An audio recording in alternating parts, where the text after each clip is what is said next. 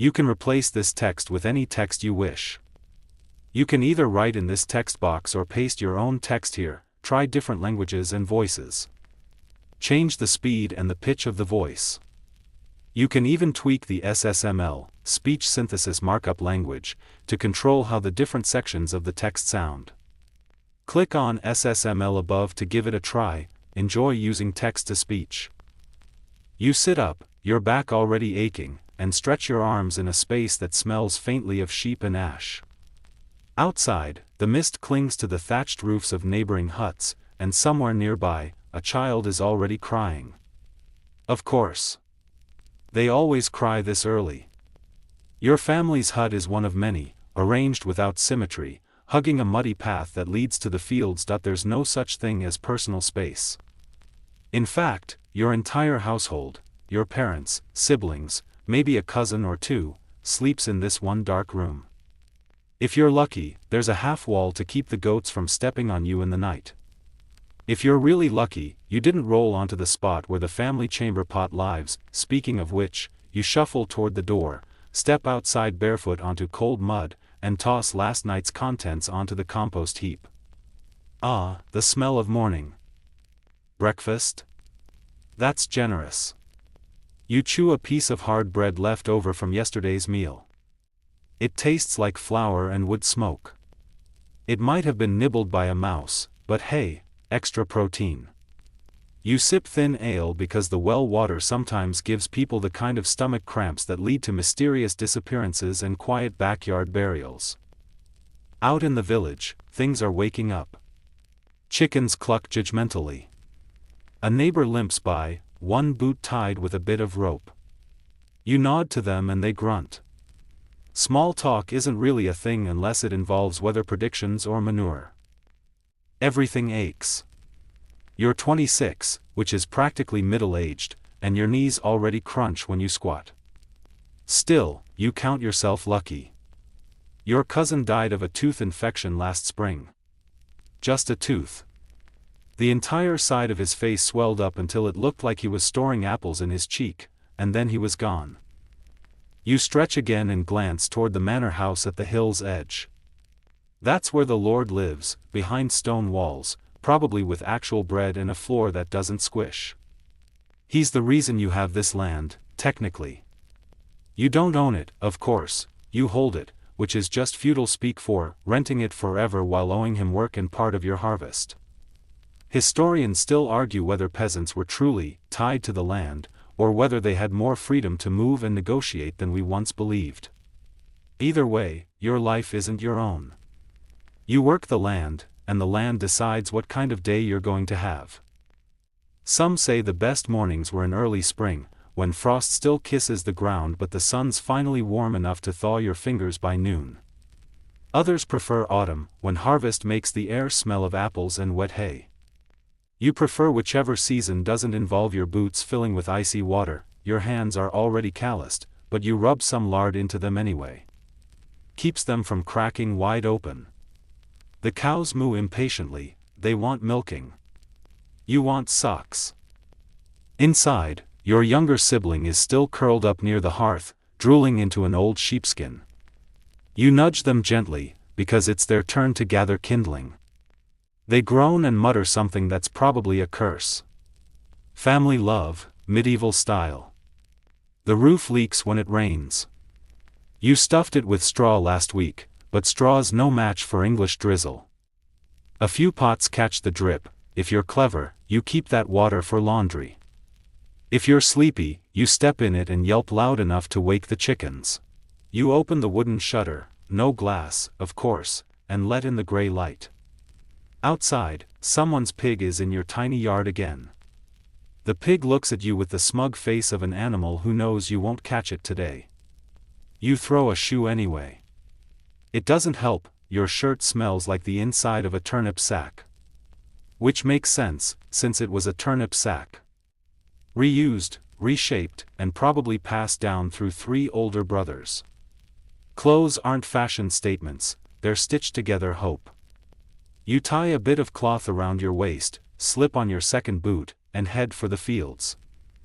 Did I mention your feet are already wet? you pass a few neighbors heading the same way. Everyone's carrying tools, wooden hoes, spades, baskets. Old Osric has a scythe slung over his shoulder and a permanent scowl etched into his face. He's been farming the same 3 strips of land since before you were born. Probably before his own birth. Some mornings, when the mist is thick and the crows are circling low, you wonder why anyone bothers. Why not just walk into the woods and become a bandit? But then you remember, the woods are full of wolves, bandits already in the woods, and probably a hermit who eats people. You sigh and keep walking. As you reach your narrow field, the sun finally breaks through the clouds. A sliver of gold across the wet furrows. You plant your feet, pick up your hoe, and begin the long, rhythmic work of survival. Just another ordinary morning.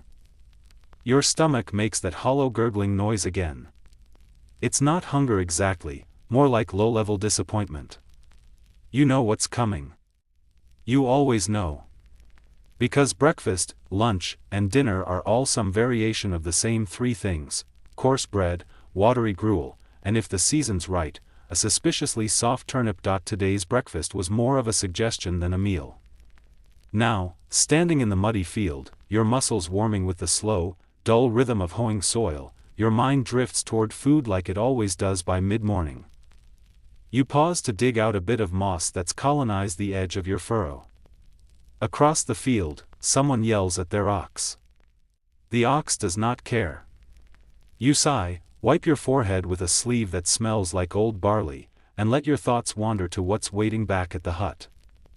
You pause to dig out a bit of moss that's colonized the edge of your furrow. Across the field, someone yells at their ox. The ox does not care. You sigh, wipe your forehead with a sleeve that smells like old barley, and let your thoughts wander to what's waiting back at the hut. Bread. Again. Of course, your family bakes a coarse rye loaf about once every 3 days, and it sits near the hearth wrapped in cloth to keep the mice at bay. It's dense. Chewy. A little sour. Sometimes there's mold, but you just scrape it off and pretend it adds flavor. Because if you throw out food, you're basically tempting fate to send a hailstorm. Historians still argue whether medieval peasants were constantly malnourished or just mildly underfed. Evidence from skeletons shows signs of both, depending on the time and region. You're doing okay, probably because your village hasn't suffered a major crop failure in 2 years, yet. Noon arrives when your shadow disappears. You trudge back home, your legs a little shaky from hours of digging and weeding. The hut smells vaguely like onion and soot. Your mother stirs something in a pot over the hearth, a porridge of grains that aren't quite oatmeal and beans that probably should have been cooked longer. A few leeks float half-heartedly in the mix, and the color is beige. Just beige. Eat, she says, handing you a wooden bowl and a chunk of crusty bread that doubles as a spoon. You dip, chew, swallow, repeat. And hey, today you even get a pinch of salt. Someone traded eggs for it at the last market day. This is what passes for a good day. Your little brother tries to sneak a second helping, but your uncle swats his hand and mutters about fairness and weak stomachs. Fairness is subjective, but in a world where food equals survival, every spoonful is a small battle. Outside, a neighbor walks by gnawing on a blackened carrot. She waves. Her teeth are mostly there. In winter, things are worse. You've eaten boiled bark before. Your neighbor once made bread from mashed acorns and dried nettles. It was filling. Let's leave it at that. You've also roasted a hedgehog. That was a big day. Wrapped it in clay and everything. Tasted like greasy chicken wrapped in guilt. On rare feast days, usually tied to saints or harvests, you actually get meat. Real meat. Not dried fish that fell behind the bench last Lent. Meat. We're talking pork or goose, sometimes even venison if someone's brave enough to poach from the Lord's forest. Which is illegal. Which means it tastes amazing, and of course, there's ale. Everyone drinks ale. Even the kids. Because ale is safer than water, and it helps the gruel go down. Plus, it makes storytelling a lot funnier. Your aunt once recited half the book of Psalms while absolutely hammered. The chickens applauded. Probably, now and then, someone in the village gets fancy. They make a cheese wheel or preserve apples in honey. You remember once, years ago, tasting a piece of gingerbread at a fair. Spicy, soft, and sweet, it made your eyes roll back. You've never had it again. It's now a sacred memory. Sometimes, people forage berries in summer, nuts in fall, the occasional mushroom if you trust the local widow who claims to know which ones don't kill you. Spoiler, she's been wrong before. You help your sister pluck dandelion greens in the spring. They go into stew or get eaten raw with vinegar. She swears they cure bad humors, but she also thinks bees are reincarnated saints. You let her have that one. There are kitchen hacks, if you can call them that. Onion skins add color to soup. Boiling bones for days pulls out enough marrow to make the water taste like something. Bread is soaked in broth to stretch meals. You once used stale ale to soften hard beans. That was a mistake. Very loud night.in theory, your diet includes fish, especially during Lent when meat is forbidden. But unless you're near a river and lucky with a net, fish is a rumor. Occasionally someone brings back eels. They're wiggly and gross and weirdly delicious with mustard. Not that you've had mustard in 5 years. Every household has a garden, even if it's just a few patches of onions and herbs. Yours grows sage, cabbage, and something that was supposed to be parsley but looks like regret. Still, anything green helps during the cold months, when scurvy starts tapping on everyone's gums. Quirky fact time: in some places, people believed garlic hung around your neck could ward off both illness and annoying in-laws. You've done it. Can't confirm the health benefits, but your uncle stopped visiting for a while. Some days, when food is short, you go to bed with your belt a little tighter. You chew slowly. You drink water until it feels like a meal. You dream of meat pies and jam tarts and waking up in a tavern next to a roast duck the size of a child, but most nights, you fall asleep full enough, if not satisfied. Because the truth is, eating like a medieval peasant isn't about taste. It's about making it to tomorrow. Then the next day. And then another winter, and honestly, you're getting pretty good at it. You wake again before the sun, thanks to the rooster's infernal punctuality. Your muscles protest, tight in the shoulders, stiff in the lower back. It's barely spring, and already your body feels like it's made of damp rope and wishful thinking. You grope for your boots, which are somehow colder than the floor, and stumble outside into the mud-slick morning. Today isn't just another day of hoeing and hoping the cows haven't escaped. No, today is rent collection day. You don't own your hut, or your field, or your life, really. Every few weeks, his steward arrives with a wooden box and a sour expression. The steward is a man with a face like a door hinge, sharp, creased, and always slightly damp. He carries a wax tablet and makes you account for your share of grain, eggs, and labor like he's the patron saint of passive aggression. You try not to look annoyed as you bring forward your tithe, a small basket of eggs, some coarse flax thread your mother spun during the long evenings, and half a chicken, because the other half got mysteriously lost in the night. Translation: you ate it. It was delicious. Historians still argue whether medieval lords protected their peasants or exploited them mercilessly. Some say it was a symbiotic relationship. Others say it was glorified bullying, just with fancier robes. You just try to survive without making eye contact with the steward's wart. Once the collection is done, there's the matter of labor duties. You owe your lord more than goods, you owe him time. That means working his fields, not yours, whenever he pleases. Some weeks, it's only a few hours. Others, it's several days you can't afford to lose. But lose them you do. Today, it's ditch maintenance.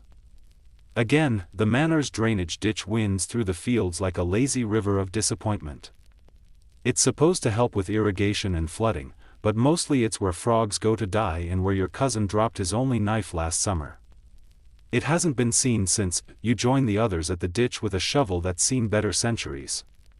The soil is wet and heavy, and every scoop makes a sucking noise like the land itself is trying to hold on to its precious mud. You dig, your fingers going numb even with gloves, and try not to think about how this work helps the crops you'll never eat. Someone slips and curses in Latin, which is impressive, since no one really knows Latin. A few villagers mutter prayers to saints you're pretty sure were made up by that drunk monk who passed through last year. Saint Mudrick of the Blessed Foot. Maybe, after several hours, you take a short break and chew a piece of dried apple you've been hoarding in your sleeve. It's mostly chewy. A little sour. Maybe fermented. Hard to say. A crow watches you from a fence post, judging you with its beady little eyes. You toss it a crumb.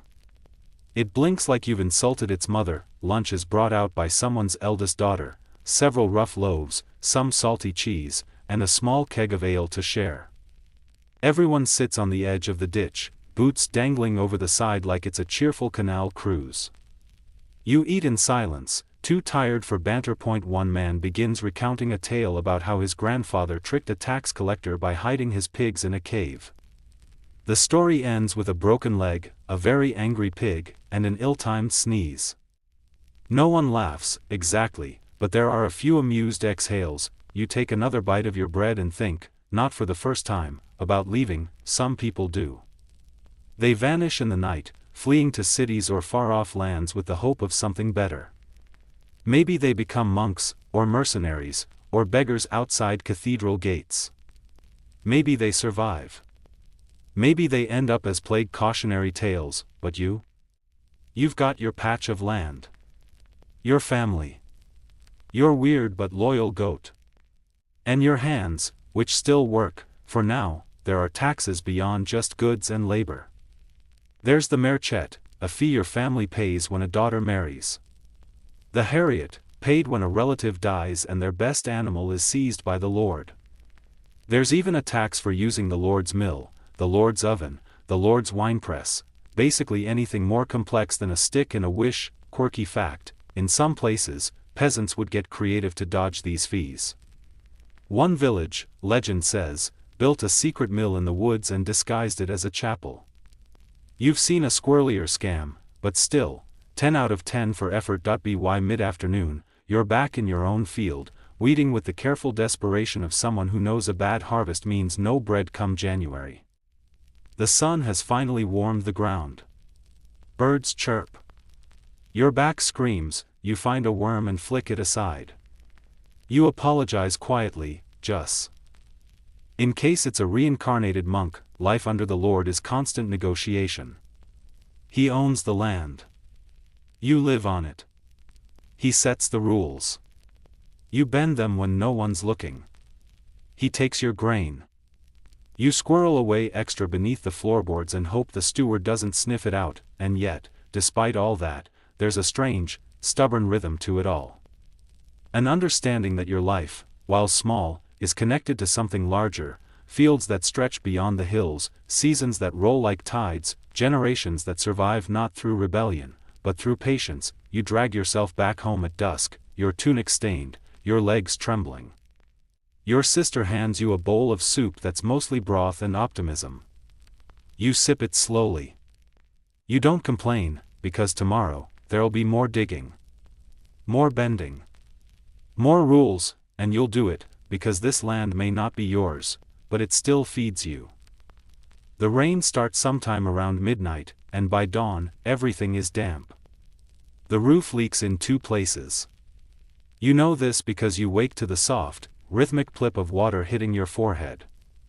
You shift, tuck the wool blanket tighter under your chin, and scoot your straw mattress just enough to escape the leak. Straw isn't much of a mattress, but it's better than a cold floor, and at least the mice seem to be avoiding you this week. The air smells like wet wood, ash, and something vaguely sour. Probably your boots. Or your brother. It's hard to tell anymore. You rise slowly, moving with the stiffness of someone twice your age. Your joints crack like someone stepping on twigs, but there's no time to wallow. Rain or shine, or, in this case, more rain, you've got work. Because medieval weather doesn't care about your feelings, you pull on your tunic, still slightly damp from yesterday. Wool socks, also damp. Cloak? That's for feast days. You grab a coarse linen hood instead and step outside into the mud puddle formerly known as your village, this morning's task, mucking out the pig pen. Again, that it's not glamorous. It's not noble. It's not even tolerable after a while. But the pigs need clean space, and you need manure for the fields. And if you're lucky, one of the sows might be close to giving birth, which means piglets, which means, well, bacon in a few months. Or trade. Or a bribe for the steward, if he's in a good mood. The pen smells like wet straw, ammonia, and pig dreams. One of the boars eyes you suspiciously. You eye him back. There's mutual respect in the air, along with the smell of exactly 3 regrettable life choices. As you shovel, your mind drifts. You think about the cycle you're part of: animals to field, field to table, table to compost, and back again. It's a dirty dance, but it keeps everyone alive. Barely. Historians still argue whether medieval peasants understood the complexities of soil fertility, crop rotation, and manure use. Some say they followed traditional rhythms without grasping the science. Others believe they had a surprisingly intuitive grasp of sustainability. You don't care. You just know if you skip spreading dung, the cabbages come out the size of walnuts. Quirky truth? Some peasants believed singing to crops helped them grow. You tried it once. The lettuce bolted early. Coincidence? Maybe. Maybe your voice just offends vegetables. You finish with the pigs and trudge to the communal garden, where your cousin is trying to scare crows with a bundle of feathers on a stick. The crows are unimpressed. They're basically the village aristocracy at this point, loud, rude, and above the law. Together, you work the soil. Spring means planting, and while you won't see the fruits of this labor for months, you plant anyway: onions, peas, beans, a few hardy herbs. The ground is cold, clumpy. You lose feeling in your fingers before noon. Lunch is eaten standing up: cold bread and a turnip that's seen better days. It crunches like guilt. Your cousin offers a bit of cheese that might be older than the church. You accept with a nod and try not to break a tooth. You spend the afternoon on roof duty. Rain has made everything leakier than usual, and there's an actual hole in old Bertha's cottage, big enough to see the clouds drifting by like smug sky sheep. You climb up, patching the thatch with dry straw and good intentions. It's a balancing act, especially in the wind. You slip once. Just once. Land flat in the mud. Your dignity oozes out of your ears. Bertha laughs so hard she nearly drops her walking stick. You smile anyway, because if you don't laugh, you cry, and tears are just wasted salt. Back on your own roof later, you do minor repairs, patching, stuffing gaps with moss, praying softly to Saint Gertrude, who probably has better things to do but might care about roof leaks. You hum a little, not for the plants this time, but for yourself. Evening comes with a sigh. The rain lightens to a mist, and the clouds turn orange as the sun sulks off behind the trees. You head home, boots heavy with mud, tunic soaked at the hem. Your brother has started a fire, which smells like damp twigs and smoke. You nod at him. He nods back. This is peak emotional bonding for medieval siblings. Dinner is boiled lentils and barley, with a sprig of parsley someone found growing near the well. You eat slowly, the warmth spreading through your chest like a slow exhale. You think about tomorrow. More planting. Maybe mending fences. Possibly helping deliver a calf if the neighbor's cow ever decides to cooperate. It's all work, all the time. But there's a rhythm to it, a pulse you feel in your hands, your spine, the soles of your feet. You curl up near the fire, wrapping yourself in a blanket that smells like smoke, dog, and comfort. You hear the wind whistle through the cracks in the wall. The rain taps gently on the thatch above like it's apologizing for earlier. You close your eyes and imagine something absurd. A warm bath. A soft bed. A meal with spices. A life without mud between your toes, but then you smile, because the pigs are fed, the roof is patched, and your stomach isn't empty, and sometimes, that's enough. The frost catches you by surprise. Again, you step outside in the early hours to find the grass stiff, glistening under a silver crust. Your breath comes out in little puffs, like a chimney trying not to commit to winter. It's spring on the calendar, if anyone had calendars, but nature clearly didn't get the memo. Your boots crunch over the ground as you head toward the henhouse. The chickens cluck in protest at the cold, their feathers fluffed into disgruntled little pom-poms. One of them pecks your boot, and you resist the urge to explain that you're not the one who made the weather. Another day, another silent standoff with poultry. You collect the eggs carefully, cradling them like fragile treasure. They're warm in your hands, a rare and momentary comfort. You almost want to keep one in your pocket just to thaw your fingers. Inside, your mother's already up, stirring a pot of something porridge-like. It smells faintly of oats and defeat, but it's hot, and that's enough. She hands you a bowl, and you eat while standing, trying to let the warmth seep into your bones. Today, you're heading to the communal pasture. The livestock need watching, especially after last week's incident with the wandering sheep and the overly curious wolf. The memory still haunts you. So much wool, so little left of the actual sheep. The walk to the pasture takes time. It's a fair distance from the village, placed intentionally to keep the smell of animals slightly further away from your sleep and your soup. The path winds through a line of trees just starting to bud, tiny green promises clinging to skeletal branches. Birds sing anyway, as if optimism were an instinct. Once there, you settle into your job as unofficial animal babysitter.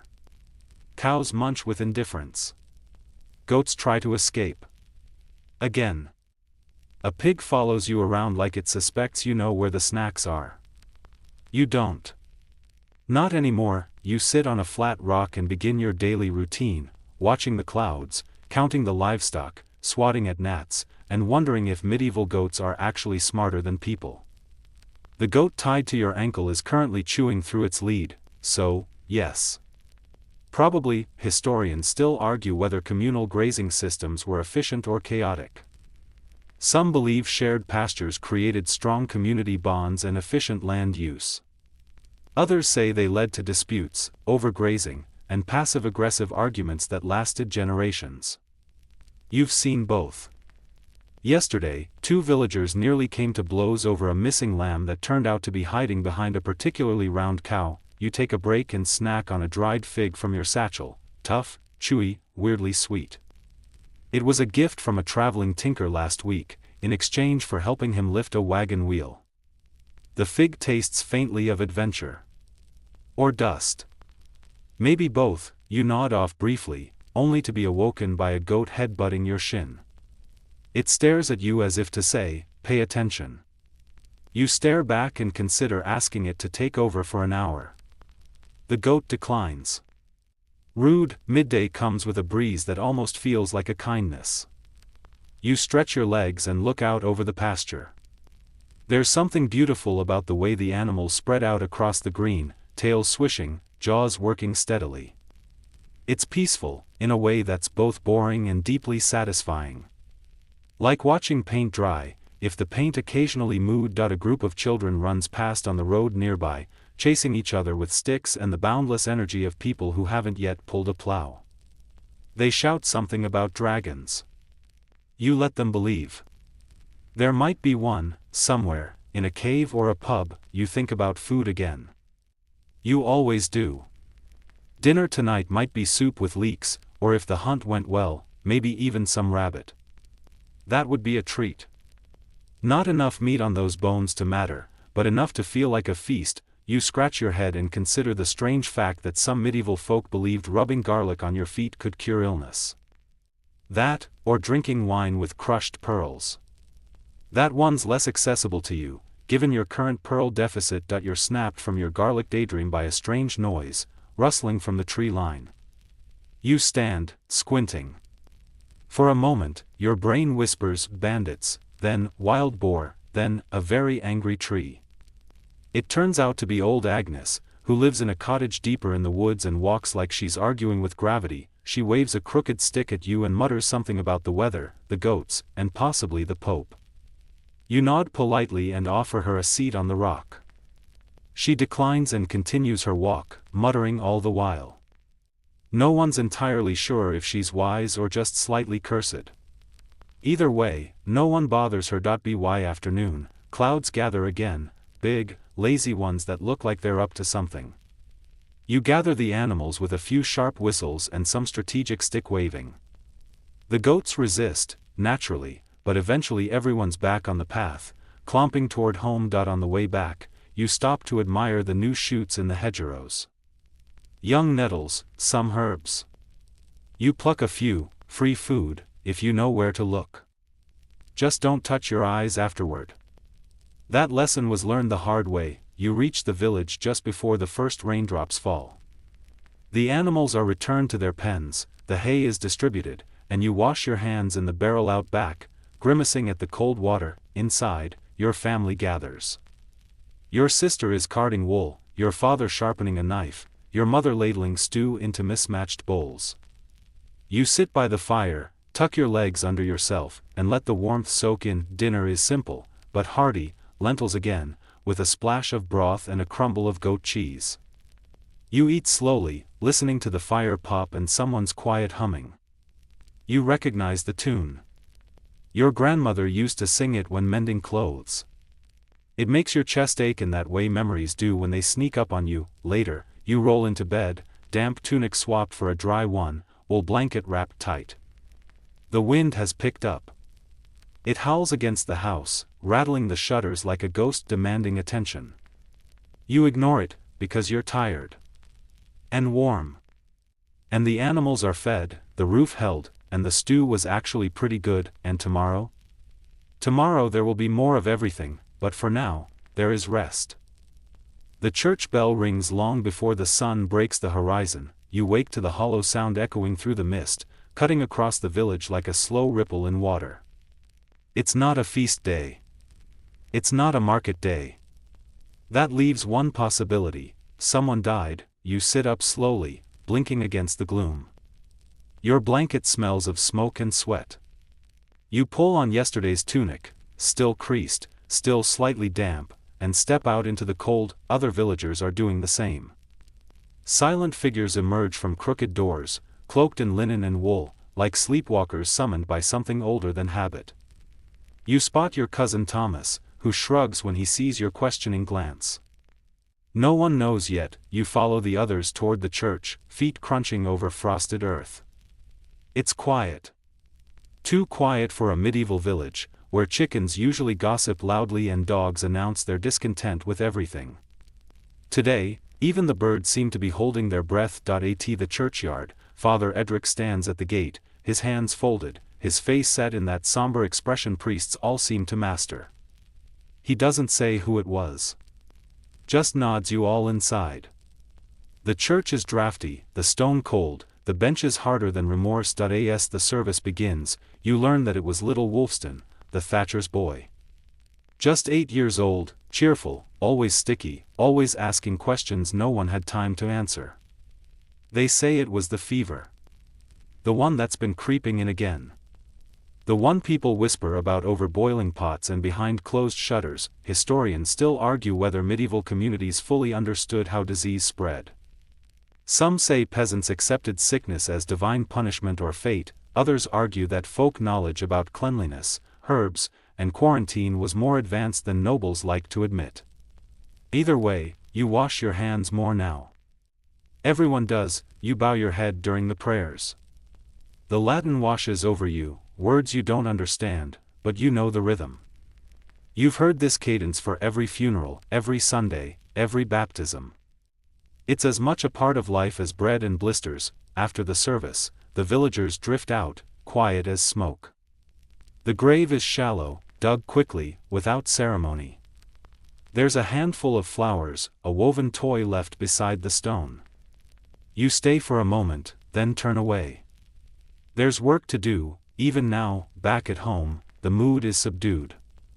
No jokes, no humming. Your sister needs bread with too much force. Your father stares into the fire like it owes him answers. You wrap a scarf around your face before heading back out. Just in case that you're meant to help repair the millstream today, a small but vital task. The water must flow steadily for the mill to grind flour, and flour means bread, and bread means, well, not starving. You join a handful of villagers dragging debris out of the stream, propping stones back into place, redirecting the water where needed. The cold water bites your fingers, but you work steadily. The current hums against your boots. There's something soothing about the rhythm: lift, stack, adjust. The day passes quietly, filled with murmurs and grunts and the occasional splash from someone slipping on moss. By noon, the sun breaks through at last, turning the mist into glittering vapor. It's beautiful in a melancholy way. You pause, letting the warmth kiss your cheek, and notice a hawk circling high above. A good omen, some might say. Others might say it's just looking for lunch. You snack on a piece of bread and a radish from your satchel, sharp, peppery, enough to jolt you awake.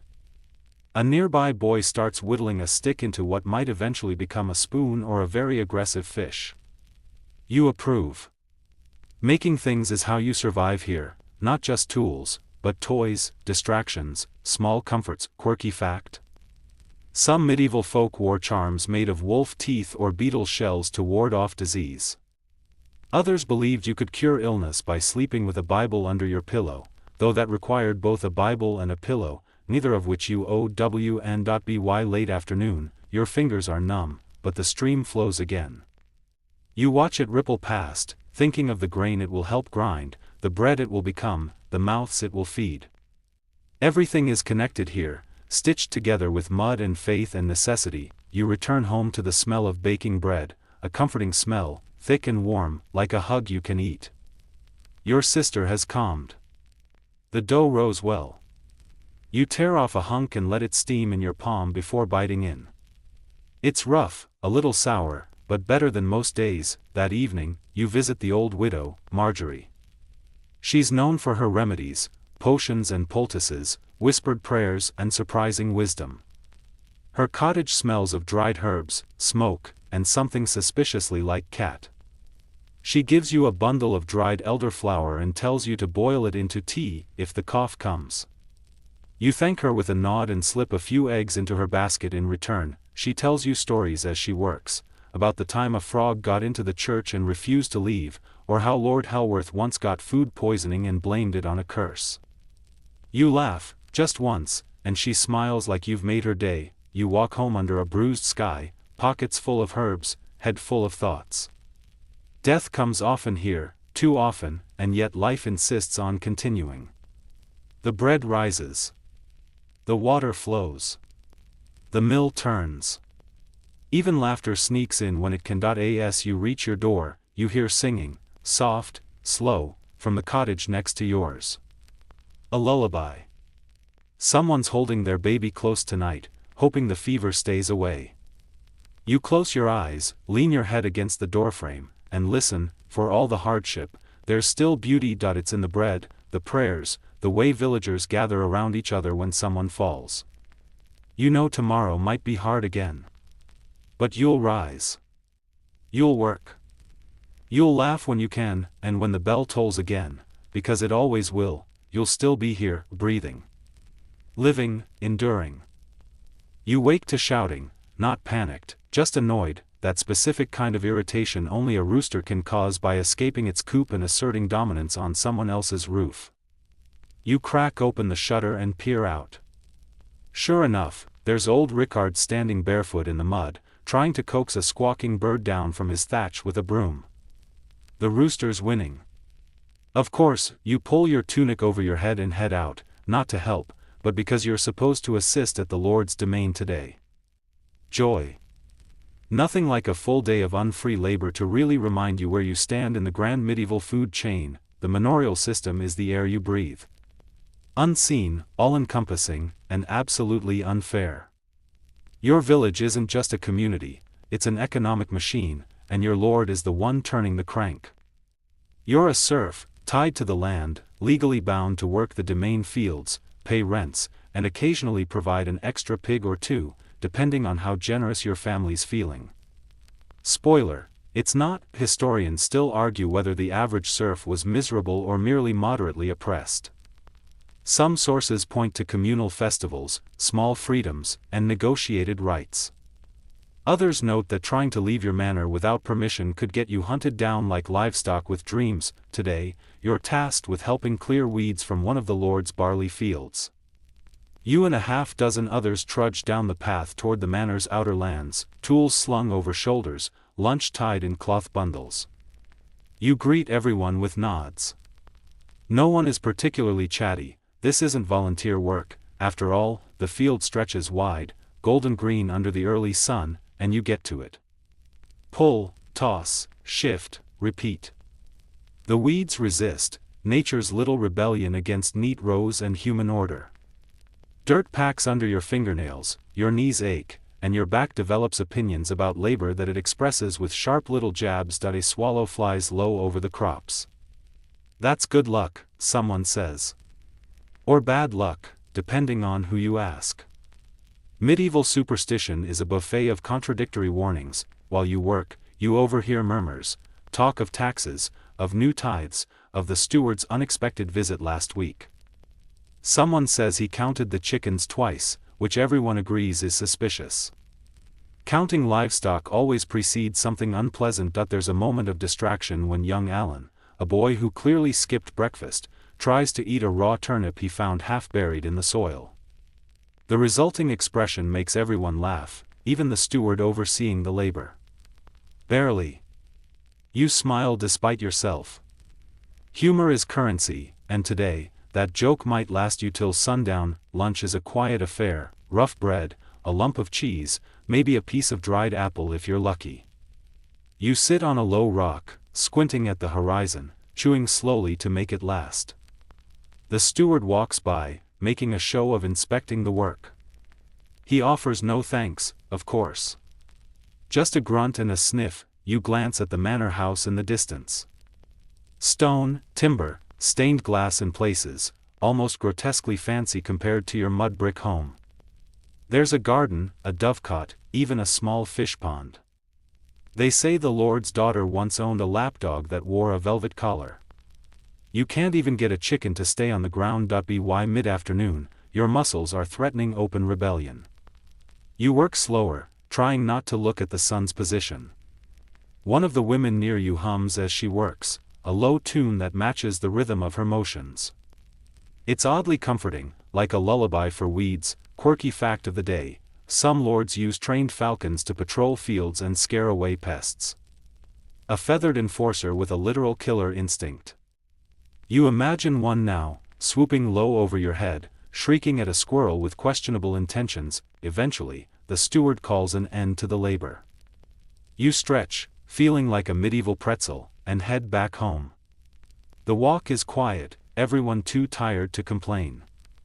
You pass the common pasture, the chickens, the children playing some sort of chase and yell game that seems to have no rules. One of them runs into a pig and bounces off like a sack of flour. When you get home, your sister's weaving. She looks up, then hands you a wet cloth for your hands. The water's cold, but it feels good. You slump beside the fire and close your eyes for just a moment, which turns into 5, and earns you a scolding for sitting with your mouth open like a fish. Dinner tonight is cabbage stew. Again. You don't complain. Cabbage may be humble, but it's reliable. The stew has a faint meaty taste, which means someone added a bone from something that once ran fast and now runs no more. After dinner, you help mend a broken fence post. It's a small thing, but important. If your sheep wander off, you'll be fined. If your neighbor's sheep wander onto your land, you'll be fined. Basically, your fence is a fragile barrier between survival and bureaucratic doom. As twilight falls, the village shifts into evening gear. Fires are lit, goats are herded into pens, gossip resumes at full strength. Someone claims they saw a comet last night. Someone else says it was just the moon reflecting off their thatched roof. You're not sure what's more unlikely. You end the day with a cup of thin ale and a piece of yesterday's bread, toasted slightly over the fire. It's stale, but there's comfort in its toughness. Like it knows what you've been through today. The rooster, by the way, is still on Ricard's roof. It's now asleep, triumphantly perched, as if daring anyone to challenge its reign. You raise your cup in salute, back in bed, your body buzzes with exhaustion, but a kind that feels earned. Your hands still smell faintly of soil and onion. Your mind drifts over the day, the laughter, the ache, the rhythm of labor that never really stops. The manner system isn't fair. But it works. Mostly, you close your eyes and listen to the sounds of night settling in, the creak of wood, the shuffle of straw, the distant snore of someone who eats louder than they sleep. Tomorrow, you'll do it all again, because this is what life is here. Rooted, worn, tangled in duty, and held together by cabbage stew and stubbornness, and somehow, it's enough. The next morning feels heavier than usual. Perhaps it's the looming sky, bruised and swollen with the promise of rain. Or maybe it's just the aftermath of a long week. Either way, you can feel the change before you even step outside. Something about the air is off, thick with the scent of damp earth and unease. You've always relied on routines to navigate the unpredictable nature of this life. The rooster crows, the sun rises, the bread rises, the chores begin, and you endure. But today, it feels like the earth itself is holding its breath, waiting for something to shift. Something subtle, like the shift in the wind before a storm. You wash quickly in the cold morning water, rubbing your face with a cloth to shake off the grogginess. There's a half-full jar of honey sitting on the table from last week's market. It's sweet, too sweet, really, but you scoop some onto your bread anyway. A small luxury before the day begins. As you step outside, your feet sink into the soft mud of the path. The village is quiet this morning. The usual hum of activity feels muffled, distant, as if everyone is waiting. Even the chickens are suspiciously subdued. You wonder if they know something you don't. The crops need tending today, but the weather's about to turn, so it's anyone's guess if you'll get much done. As you trudge toward the fields, you notice the clouds thickening, darkening faster than you thought possible. There's a low rumble in the distance, thunder. The storm's coming earlier than expected. You pass a few of your fellow villagers, heads down, moving with that deliberate pace that comes when everyone knows there's no point in rushing. Today's work will be done as much by the rain as by hands. You think about the plows, the tools, and the sweat, and wonder how long you'll be able to keep your head above the water, figuratively speaking. At the Lord's fields, the overseer's already there, shouting orders over the rising wind. You're meant to weed the barley again, but the dark sky is demanding attention, as if everything could stop in an instant. The overseer's voice sounds less like an order and more like a suggestion, one that everyone's too tired to argue with. The rain begins to fall in heavy, irregular drops, each one cold and sharp as it hits your skin. You try to work faster, but the soil turns to mush under your feet. It's a slow, sluggish battle against nature. The weeds are just as stubborn as ever, but now they're slick with moisture, making them harder to pull. You pause for a moment, wiping your brow with the back of your hand. The wind is rising, and the storm is moving closer. The air smells of wet leaves and earth, of something that could either refresh or destroy. You've seen storms like this before, and they never fail to leave an impression. Historians still argue whether the impact of medieval weather on peasant life was exaggerated. Some point to records of terrible harvests, others to sudden hailstorms that devastated crops in an instant. You, however, know this: when the weather decides it's time to change, there's no negotiating. The overseer calls for the work to stop as the rain picks up, the wind whipping your cloak around your legs. There's no point in trying to keep working in this. The barley will be there tomorrow, soggy but unbroken. For now, the best you can do is head for cover. You make your way back to the village, the mud splashing against your boots as you trudge through the downpour. By the time you reach the comfort of your cottage, you're soaked to the bone, your hair dripping, and your feet chilled through. The fire's still going, thank the saints, and the smell of roasting meat fills the air, which makes the dampness worth it. Inside, your sister hands you a bowl of stew, the steam rising in lazy curls from the broth. It's thin, but it's warm, and for a moment, that's enough.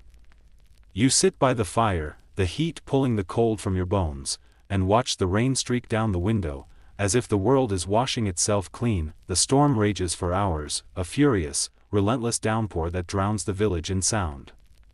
The wind howls against the walls, the roof creaks under the pressure. Outside, the once proud fields are reduced to mud, and you can hear the thunder rumbling above you like the voice of some great, angry god. You think about how fragile everything is. The barley, the wheat, the animals, your home, all of it is just one storm away from being lost. But still, you endure. You have to. As night falls, the storm gradually weakens, leaving a stillness behind that feels almost unnatural. The world is wet, quiet, and expectant, as though waiting for something to break the silence.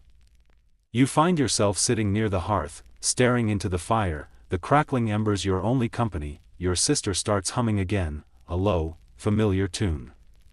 It's a lullaby, but it's not meant to soothe tonight. It's more of a reminder, we're here. We made it through another storm, another day. The barley will grow back, the rain will pass, and tomorrow, the sun will rise again. You fall asleep to the sound of the rain tapping on the roof, the warmth of the fire on your face, and the steady rhythm of life going on despite everything. Tomorrow's challenges will come, but for tonight, you're safe. You're dry. You're alive. That's enough. The storm leaves an aftermath that's hard to ignore. You wake the next morning to a fresh silence, a world washed clean by the night's fury. The sun peeks through clouds that still hang low, casting a pale light over the damp village.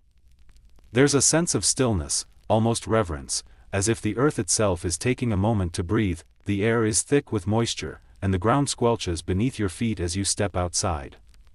The fields, once neatly divided into sections of barley and wheat, are now a muddy mess.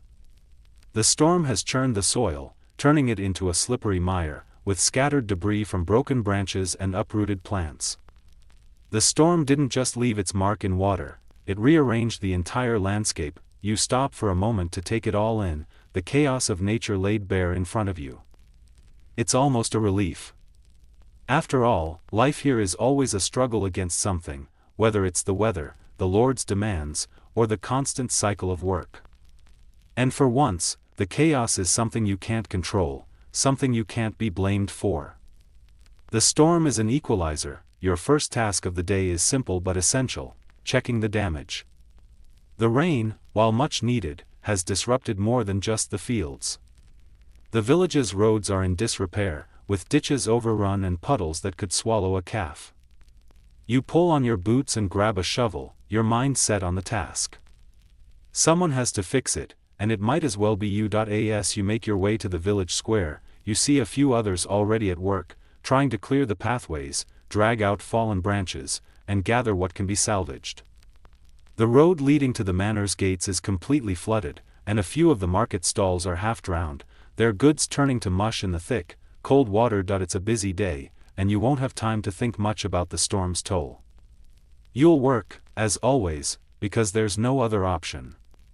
It's a small blessing, really, that the Lord won't expect too much from you in these conditions. If anything, he's probably too busy dealing with his own ruined fields. The overseer doesn't show up until late morning, when the rain has finally stopped and the sun is starting to break through the clouds. He's not pleased, of course, he never is, but even he can't deny the truth of the situation. The land is too wet to plow today. There's no point in trying to fight nature when it's this angry. Instead, he gives a simple order: gather the livestock, make sure the fences hold, and wait for the earth to dry. You head back to your cottage for a brief break. The familiar scent of dried herbs, onions, and the faint sweetness of last week's bread greets you as you enter. It's comforting in its own way, a reminder of what you've worked for, what you've built with your own hands. Your sister is busy grinding dried peas into flour. It's a monotonous task, but it's one of those necessary evils. The food must be prepared. You sit down across from her, absent-mindedly flicking through a basket of hay.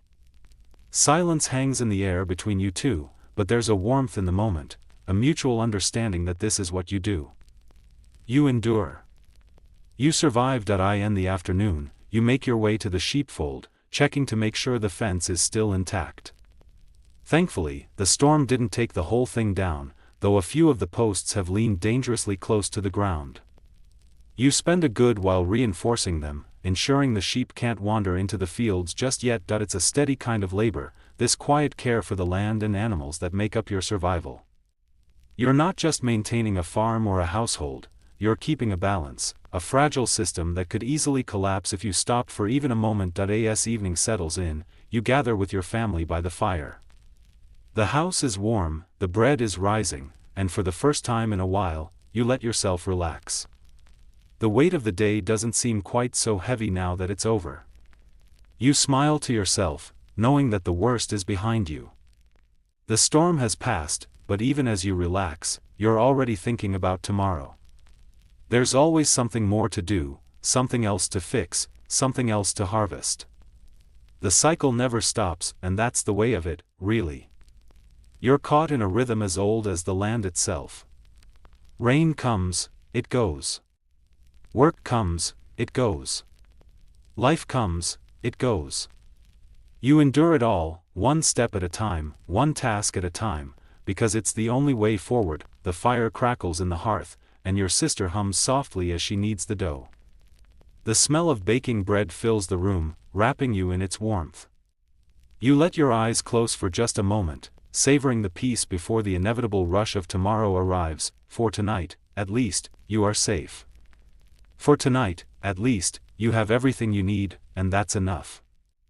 The morning is deceptively quiet.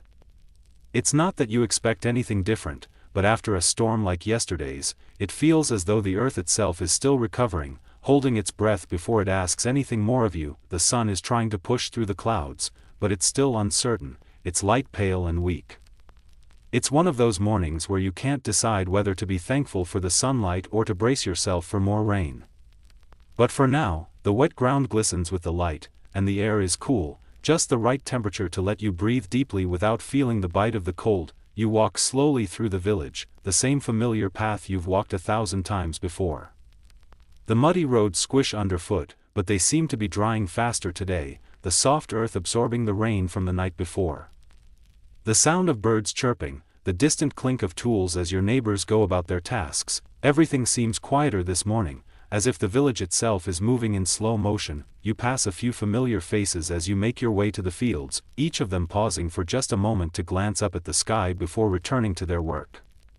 There's a shared understanding, an unspoken bond between you and them. No matter what the storm took from you, the work must continue. If you don't keep going, if you don't put in the hours, the land won't give back. There's always more to do, always something that requires your attention. You can hear the sheep bleating in the distance as you approach the fold again. They've settled down after the storm, and you notice that they're already starting to nibble at the wet grass, as if the chaos of yesterday was nothing more than a distant memory. It's one of the curious things about livestock, they bounce back quickly, always looking for food, always moving on to the next thing. As you check the fences again, you find that one of the posts has loosened during the storm. The wind must have done its work, and now it's up to you to set it straight. You reach for your tools, the weight of the axe and hammer familiar in your hands. There's a certain comfort in the motion of repairing things, of taking something that's broken and making it whole again. It's a rhythm you understand. You spend most of the morning mending the fence, working slowly as the sun finally begins to peek through the clouds, casting long shadows over the land. There's something oddly meditative about the task. The rhythmic swing of the hammer, the sharp scent of wet wood, the occasional snap of a branch or twig, everything feels connected.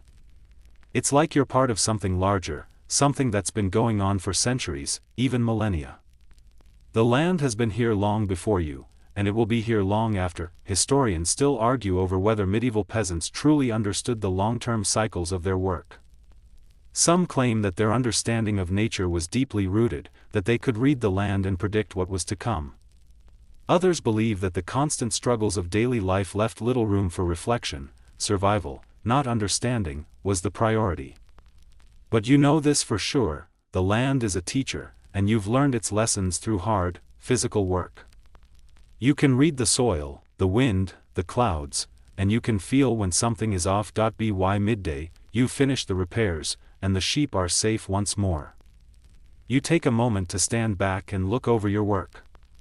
It's small, but it's important. You've taken something that was broken and made it whole again. You've contributed, however modestly, to the balance that keeps this place running. As you head back to the village, you notice that the rain has finally stopped. The clouds are still hanging low in the sky, but they're beginning to break apart. The sunlight filters through the gaps, casting soft beams onto the wet ground. It's as if the world is starting to stretch, waking from its stormy slumber. When you arrive at the village, the mood has shifted slightly. There's a sense of purpose in the air now, a shared understanding that the storm is behind you, and it's time to move forward. People are working with renewed energy, their hands busy with the tasks that have to be done. There's a quiet buzz of activity, but it's not frantic, more like the sound of a village moving in harmony, everyone contributing in their own way. You make your way to the market square, where a few vendors are already setting up their stalls, offering whatever goods they've managed to salvage from the storm. There's a sense of resilience in the air, a reminder that no matter how many times the world knocks you down, you get up and keep going. The market isn't bustling yet, but the hum of life is returning. You stop at one of the stalls, eyeing the vegetables, carrots, leeks, onions. They're a little worse for wear after the storm, but they'll do. You purchase what you can afford, grateful for the small luxuries. Fresh food always feels like a treat after a week of salted meats and dried bread. As you head back to your cottage, you reflect on the day. It's been a quiet, steady kind of labor. There's no triumph, no grand victories. But there's a certain satisfaction in the simple things, the repaired fence, the market vegetables, the knowledge that you've kept the rhythm of your life going despite everything that's happened. And as evening falls and the sun finally sinks behind the clouds, you settle by the fire, the warmth of the hearth chasing away the last remnants of the chill. The world outside is damp, the ground still soft with the memory of the storm. But inside, it's calm. It's peaceful. And for now, that's enough. Tomorrow, of course, will bring its own challenges. The cycle never stops. But for tonight, you've earned this quiet moment of rest, this brief pause in the constant movement of life. You close your eyes, the crackling of the fire soothing in the background. The rhythm of your breath matches the quiet rhythm of the world outside. For tonight, at least, you're safe. You're dry. You're alive, and that's enough. The morning arrives with a sharp clarity, the air is crisp in a way that reminds you autumn is on its way, even if the summer sun still lingers. You step outside, the cool breeze lifting your hair as you walk through the village. The sky is clear, the remnants of the storm a distant memory. But the ground, still soft from yesterday's rain, holds on to the dampness, leaving the road slick underfoot. Each step sinks slightly into the earth, as if the land is still recovering. Today, your tasks are simple but necessary. Check on the crops, help your family with some of the heavier lifting around the house, and perhaps lend a hand at the forge if time permits. There's no great rush, but you know that, in time, the labor will always pile up. It's an unspoken rule of life here: if you don't work, nothing happens. If you don't keep moving forward, you're left behind. The crops have been struggling recently. The soil's still not quite right, and with the weather as unpredictable as it's been, you're never sure whether you'll have enough to get through the year. Still, there's no point in worrying. Worrying doesn't fill the granary. But work does. As you make your way to the field, you see the other villagers already at work. They move with practiced precision, hands busy with their tasks. You've seen this scene hundreds of times: people tilling the land, pulling weeds, checking for pests.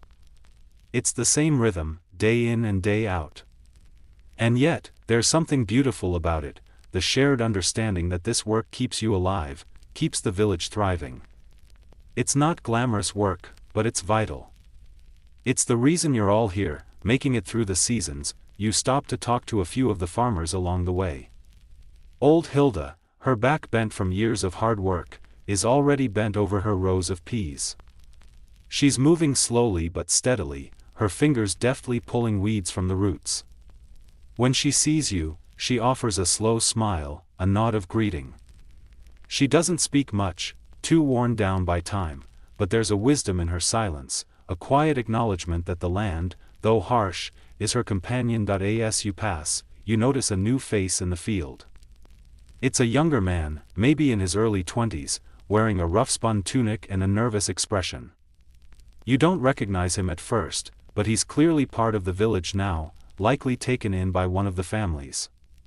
There's always room for someone who's willing to work, even if they're new. You greet him with a simple nod, and he returns it, though his eyes flick to the ground nervously. It's understandable. Newcomers in a village like this can sometimes be met with suspicion. But everyone knows that survival here is a group effort, and anyone willing to help is a welcome addition. The day passes without much fanfare, the routine of labor taking over your thoughts. There's a strange peace in this constant, simple motion of work and survival. You plant, you mend, you harvest. And in between, there's time for the small things, the conversations with neighbors, the brief moments when you stop and just listen to the wind or the birds, the fleeting peace that comes with knowing you're doing your part. By midday, you make your way to the village square. The market has begun to pick up, with traders setting out their wares and people milling around in search of goods.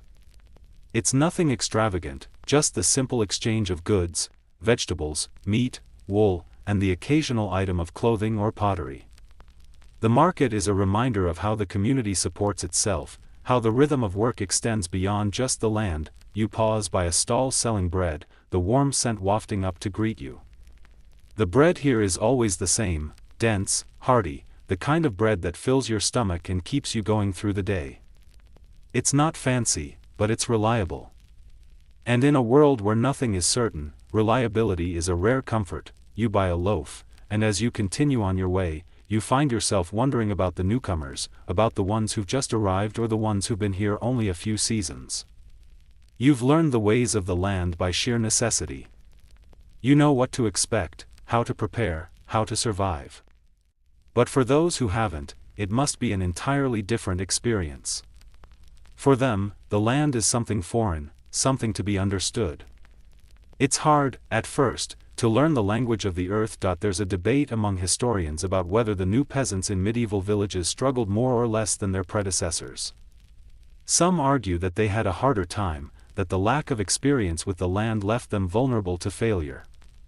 Others believe that the constant turnover in the population allowed the village to remain flexible, to adapt to changing conditions with new ideas and fresh energy. But you don't have time for debates. You just know what you've seen. Survival requires constant adjustment, constant learning. It's something you've mastered, whether you like it or not. As the sun begins to dip toward the horizon, casting long shadows over the village, you find yourself back at the cottage. The day's work is done for now, but there's always more to be done. It's a feeling you've gotten used to, the constant ebb and flow of tasks, the never-ending demands of survival. The bread you bought earlier is still warm, and you break off a piece, its dense texture filling your mouth. In the quiet of the evening, you sit by the fire with your family, the flickering light casting soft shadows across the room. It's a simple life, one defined by work and routine. But there's a comfort in that simplicity. For all the hardships, for all the dangers that lurk just beyond the horizon, there's a peace in knowing that you're still here, still part of the cycle. You close your eyes, the warmth of the fire soothing your tired body. Tomorrow will come, as it always does, bringing with it its own set of challenges. But for tonight, at least, you can rest. Tomorrow's work will wait, and in that quiet, you find your solace. The next day arrives much like the last. The sun breaks through the clouds just enough to illuminate the earth, casting long shadows over the village as the day begins. The morning is crisp, with a faint chill in the air, the kind that pricks your skin and makes you instinctively pull your coat a little tighter. You can feel the season turning, the shift from summer's warmth toward the coolness of autumn, though it's still a ways off. The change is subtle, but it's there, in the air and in the feel of the ground beneath your boots. The dampness from yesterday's storm hasn't fully gone, but there's a softness to the earth that you've come to recognize. The village is waking up slowly, just as it does every day.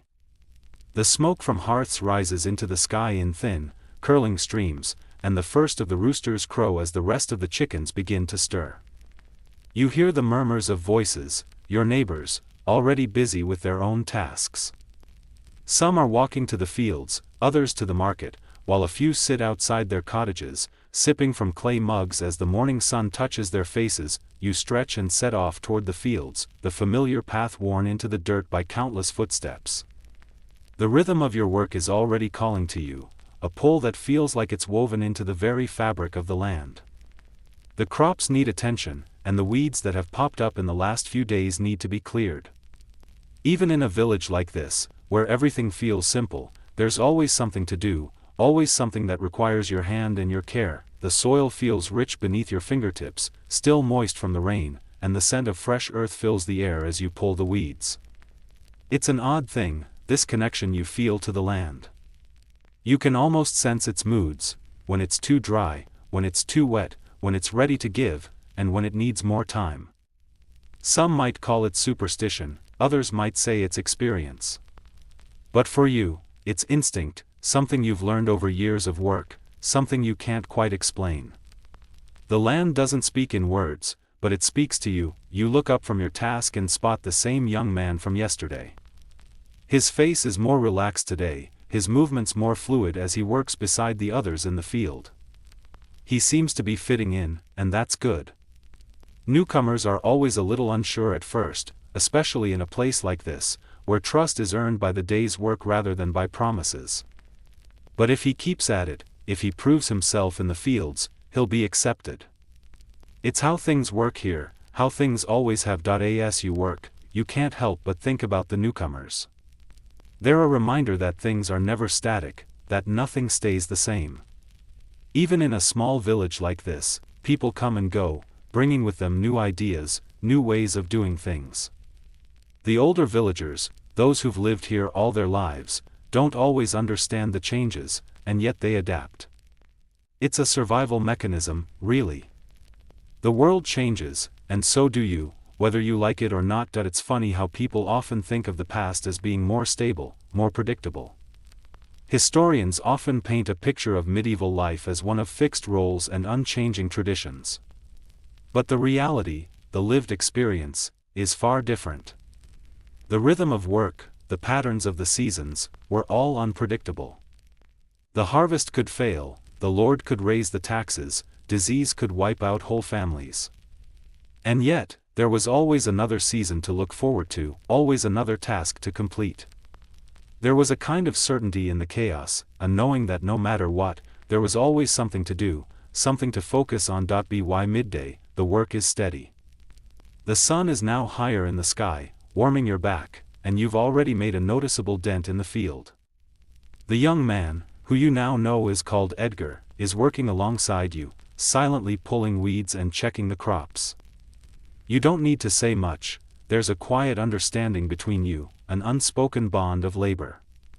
You share a quick glance now and then, a nod of acknowledgement, and then return to your tasks. The rest of the village is busy, too.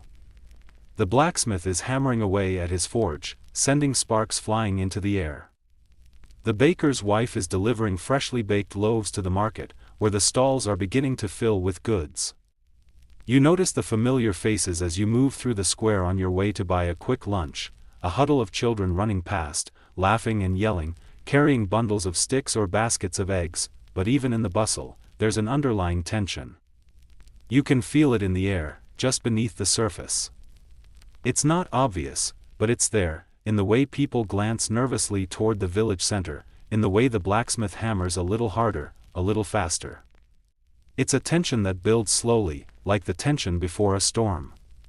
You don't know why it's there, maybe it's just the seasons changing, maybe it's the uncertainty of the year's harvest, but something feels off, and you can't shake it. By evening, the work slows. The sun sinks lower in the sky, casting golden light over everything. The village is winding down, the day's labor coming to a close. The children are running home, their laughter echoing through the streets, and the sounds of the blacksmith's hammering and the baker's clattering pans fade into the distance. You gather with your family around the fire, the warmth of the hearth chasing away the cool evening air. The stew you've prepared is hearty and filling, the flavors rich with the vegetables from the garden. It's simple, but it's enough. The evening stretches on, quiet and peaceful, and for a moment, you let yourself forget about the uncertainty that hovers on the horizon. There's no use in worrying, no use in letting the tension take over. Tomorrow will come, and you will face whatever it brings, just like you always do. As you close your eyes that night, the crackling of the fire in your ears, you think back to the day's work. You've done your part. The land will rest tonight, just as you will, and tomorrow, when the sun rises, you'll begin again. For tonight, at least, that's enough. Dawn creeps in under the thatch eaves, pale and gray. You wake slowly, the fire from last night now nothing more than a memory in the hearth, just a few embers hanging on. The air has that dampness again, and your blanket, rough but comforting, feels heavier this morning. You sit up, stretch your sore shoulders, and listen. The wind outside brushes against the shutters with a whisper, and a cockerel calls out lazily from somewhere down the lane. Another day waits. Today, something unusual stirs in the village. The church bell rings earlier than usual. Not frantically, there's no fire or attack, but just enough to put a little wrinkle in your usual morning calm. You glance at your family, still rising from their straw beds, and exchange a look. Even the children go quiet, sensing something's not quite normal. When you step out into the lane, the village feels different. There's chatter, low and clustered, like bees buzzing beneath the eaves. You drift toward the source, inevitably, the church. People are gathering, not in their Sunday best, but in work tunics and muddy boots, a sign this isn't about salvation, it's about business. Standing on the church steps is Oswin, the reeve. He's the one who handles local disputes, keeps the village order, and acts as the middleman between the peasants and the Lord. He's wrinkled like a baked apple and always looks slightly irritated, like someone's been stealing eggs or hay, probably both. But today, he looks more serious than usual. And he's holding a rolled parchment in his weathered hands. You lean against the edge of the stone wall, arms folded, as Oswin clears his throat.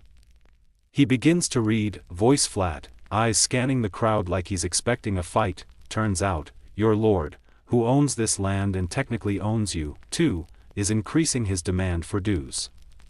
Again, this time it's more grain. A lot more. 1 additional tenth of the harvest. And if you can't pay in grain, you're expected to work 3 extra days a week in the domain, the Lord's fields. No compensation. No option. Just more labor for less return.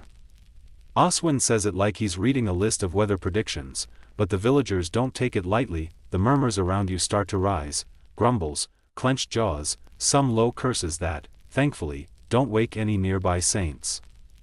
A woman named Tilda, whose family lost half their crop to mold last month, steps forward. We've nothing left to give, she says, arms folded tightly, jaw set. We'll starve come winter. Oswin doesn't respond. He's just the messenger, and not a particularly sympathetic one.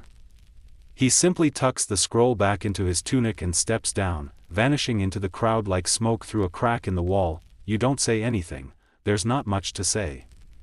But inside, the gears are turning. There's already so little to go around. The past few harvests have been erratic. Too much rain one year, not enough the next. And the soil, bless it, isn't what it used to be. It's tired, just like you. Historians still argue whether medieval peasants were truly at the mercy of feudal lords or if they possessed more quiet leverage than we realize. Some evidence suggests communities like yours could negotiate terms subtly, through non-cooperation or quiet resistance. Others believe the peasants' hands were tied, their lives determined by the whims of their noble masters. You're not sure which side is right. You just know the grain bins aren't any fuller than they were yesterday. The rest of the day proceeds under a quiet, coiled tension. You return to your field, the scythe in hand, and begin cutting barley that's still slightly green, not quite ready, but it'll have to do.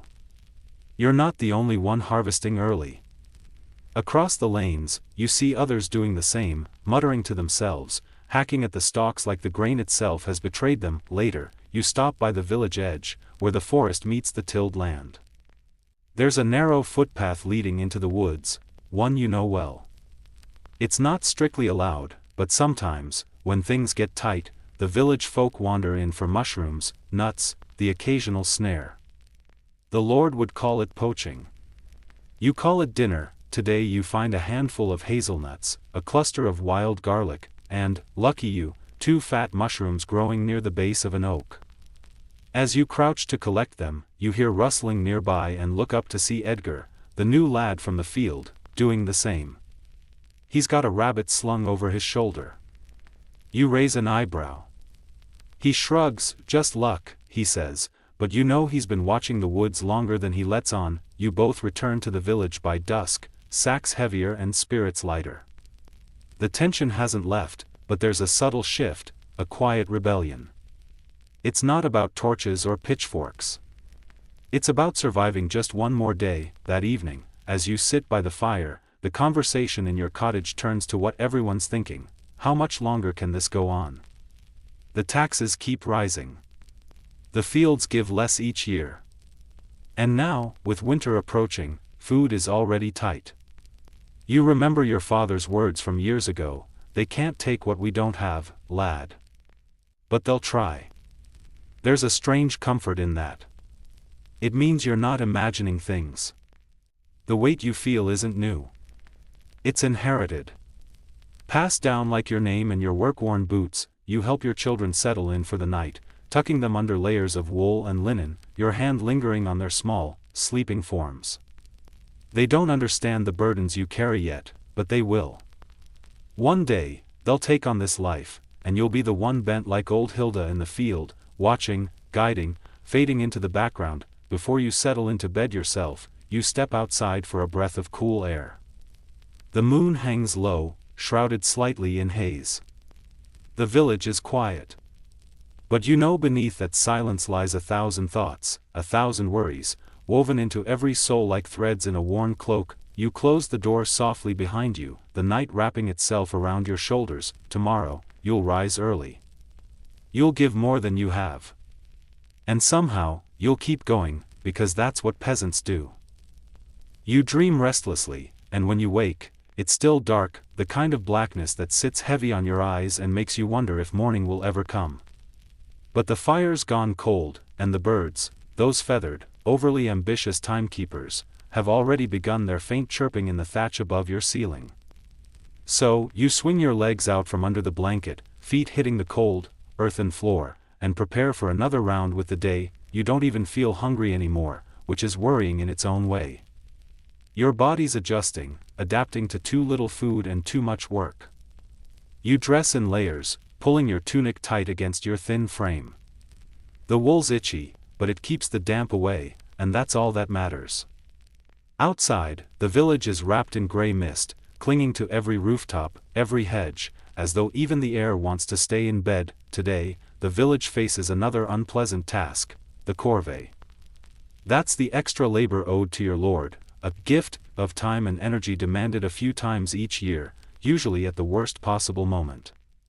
It's a practice that dates back centuries and will stubbornly continue well past your own lifetime.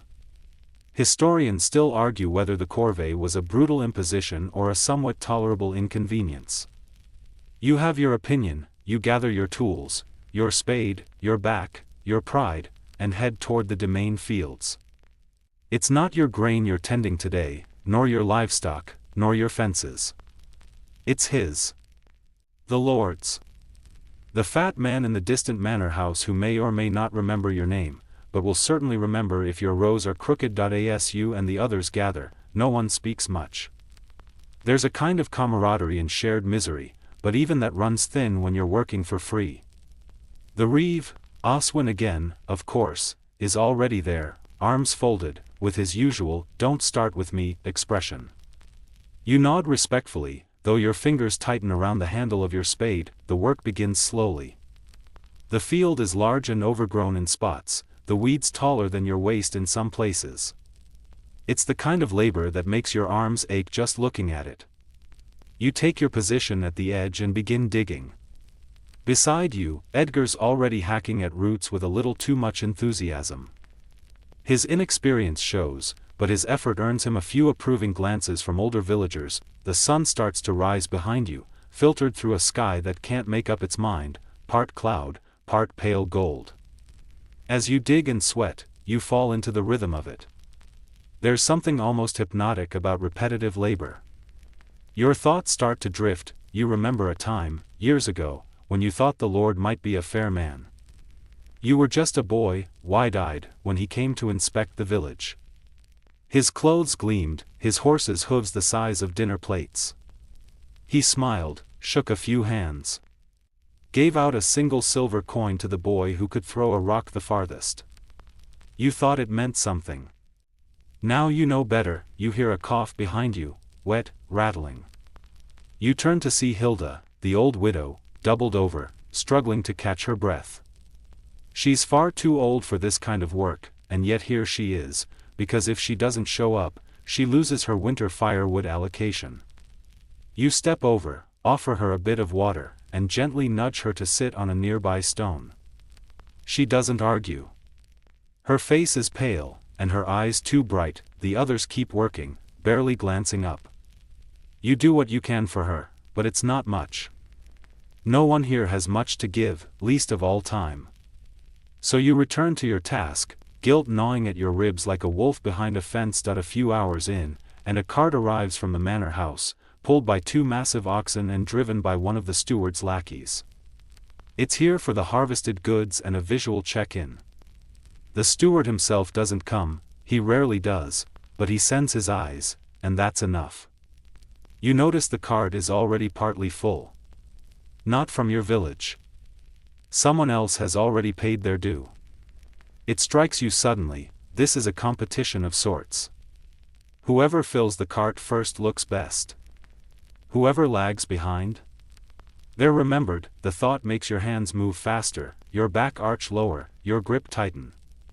Around you, the others seem to have the same idea. Even Edgar stopped fumbling and started falling into rhythm. Somewhere in all this exhaustion is the bitter hope of being forgotten by power, not praised, not punished, just ignored long enough to breathe. By the time the sun reaches its peak, your stomach is a tight knot of emptiness. Someone hands you a crust of bread, and you chew it slowly, savoring each bite like it's a feast. It's not. It's dry and stale and full of grit, but it keeps you upright, and that's what counts. The afternoon passes in a blur of shovels, sweat, and aching joints. At one point, you look up and catch sight of 2 boys, barefoot, all elbows and knees, running toward the woods with a net between them. They're supposed to be helping, but no one stops them. Chasing squirrels or frogs is more productive than this, and then, finally, it's done. Oswin checks the rows, gives a grunt of approval, and dismisses you all. Some people cheer softly. Others collapse onto nearby logs or just stand there, stunned that they're still upright. You don't celebrate. You just walk. Your legs move on their own, back toward the village, toward your cottage, toward rest. You pass Hilda again, now being half carried by her granddaughter. She gives you a weak smile. You nod. It's all you can offer. That night, the fire burns bright again. Your body aches in ways you didn't think possible. But there's stew on the hearth, thanks to the foraged mushrooms, and your children are curled together like sleepy kittens beneath a wool blanket. Your spouse hums a low tune. You feel, for a moment, something close to peace. You settle down, the warmth of the fire soft on your face, the flicker of the flame casting long, slow shadows across the room. Your eyes grow heavier with each breath, and slowly, gently, the night wraps you in its arms. The wind outside hums through the trees, soft and distant, like the ocean. The thatch above your head creaks with familiar whispers, sounds you've heard 1,000 times and never quite the same twice. The air carries the scent of wood smoke and faint lavender from the bunch tied by the window. You feel the weight of the day lift, not all at once, but like fog slowly melting from the ground. Your limbs are tired, but warm, wrapped in layers of worn cloth and the presence of home. You think about the fields, the village, the people, and then not at all. The world fades to a gentle blur, as if someone is slowly turning the wick down on a lantern. You are safe. You are still. And you are asleep. When morning returns, it does so gently. The softest light pushes in under the doorframe. You stir, not with urgency, but with the slow awareness of life continuing. Your body still aches from yesterday's corvée, your arms stiff, your legs sore in places you didn't know existed. But there's something else, a dull warmth in your chest. You made it through. Again, the stew pot, still hanging over the embers, greets you with the scent of onions and herbs. Not much is left, but you scoop out the dregs for breakfast. It's lukewarm, vaguely gritty, and oddly comforting. The children eat without complaint, their eyes still heavy with sleep. Today brings no great crisis, but the village feels like it's holding its breath. After all, harvest season nears. You're not there yet, but close enough that everything matters now. Every weed pulled, every bird chased from the grain, every dry spell watched like a hawk. It's all about the coming weeks, when you'll gather the food that will keep you alive, or won't. You head out to your small field. The barley is just shy of ripe, heads full and starting to bow. The beans are late, thin-stalked and stubborn. The soil here has been kind in patches, stingy in others. You kneel and begin the day's work, checking for rot, brushing away pests, clearing a patch where mold has set in. As you do, a soft voice calls from the path. It's Aldred, the village carpenter. He's older than most, gray-bearded, missing 2 fingers from a long-ago accident, and often grumbles more than he talks. But today, he's smiling. There's word, he says. From the monks. You blink. That's never a good opener. They're coming, he adds. To collect alms. Of course they are. The monastery down the road isn't rich by lordly standards, but it's powerful in its own quiet way. The monks their own land, scribble down prayers, and rely on donations from surrounding villages like yours. Alms, they call it. Charity. But it feels more like another tax. Aldred chuckles dryly. They want cloth this time. Wool or linen. Or coin, if you're rich. He snorts at that, but who among us has silver lying about? He wanders off before you can answer, leaving you with a familiar tightness in your chest. You have maybe 1/3 of a bolt of wool left. Your spouse spun it over the winter. You were saving it. For trade.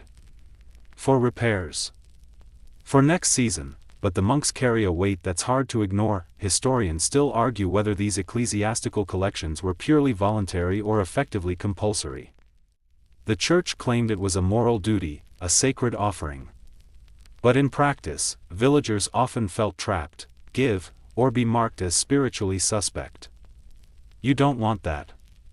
No one does. Not when your eternal soul is on the line. So that evening, your household has the quietest kind of meeting. Around the fire, your spouse, your eldest child, and you weigh the options.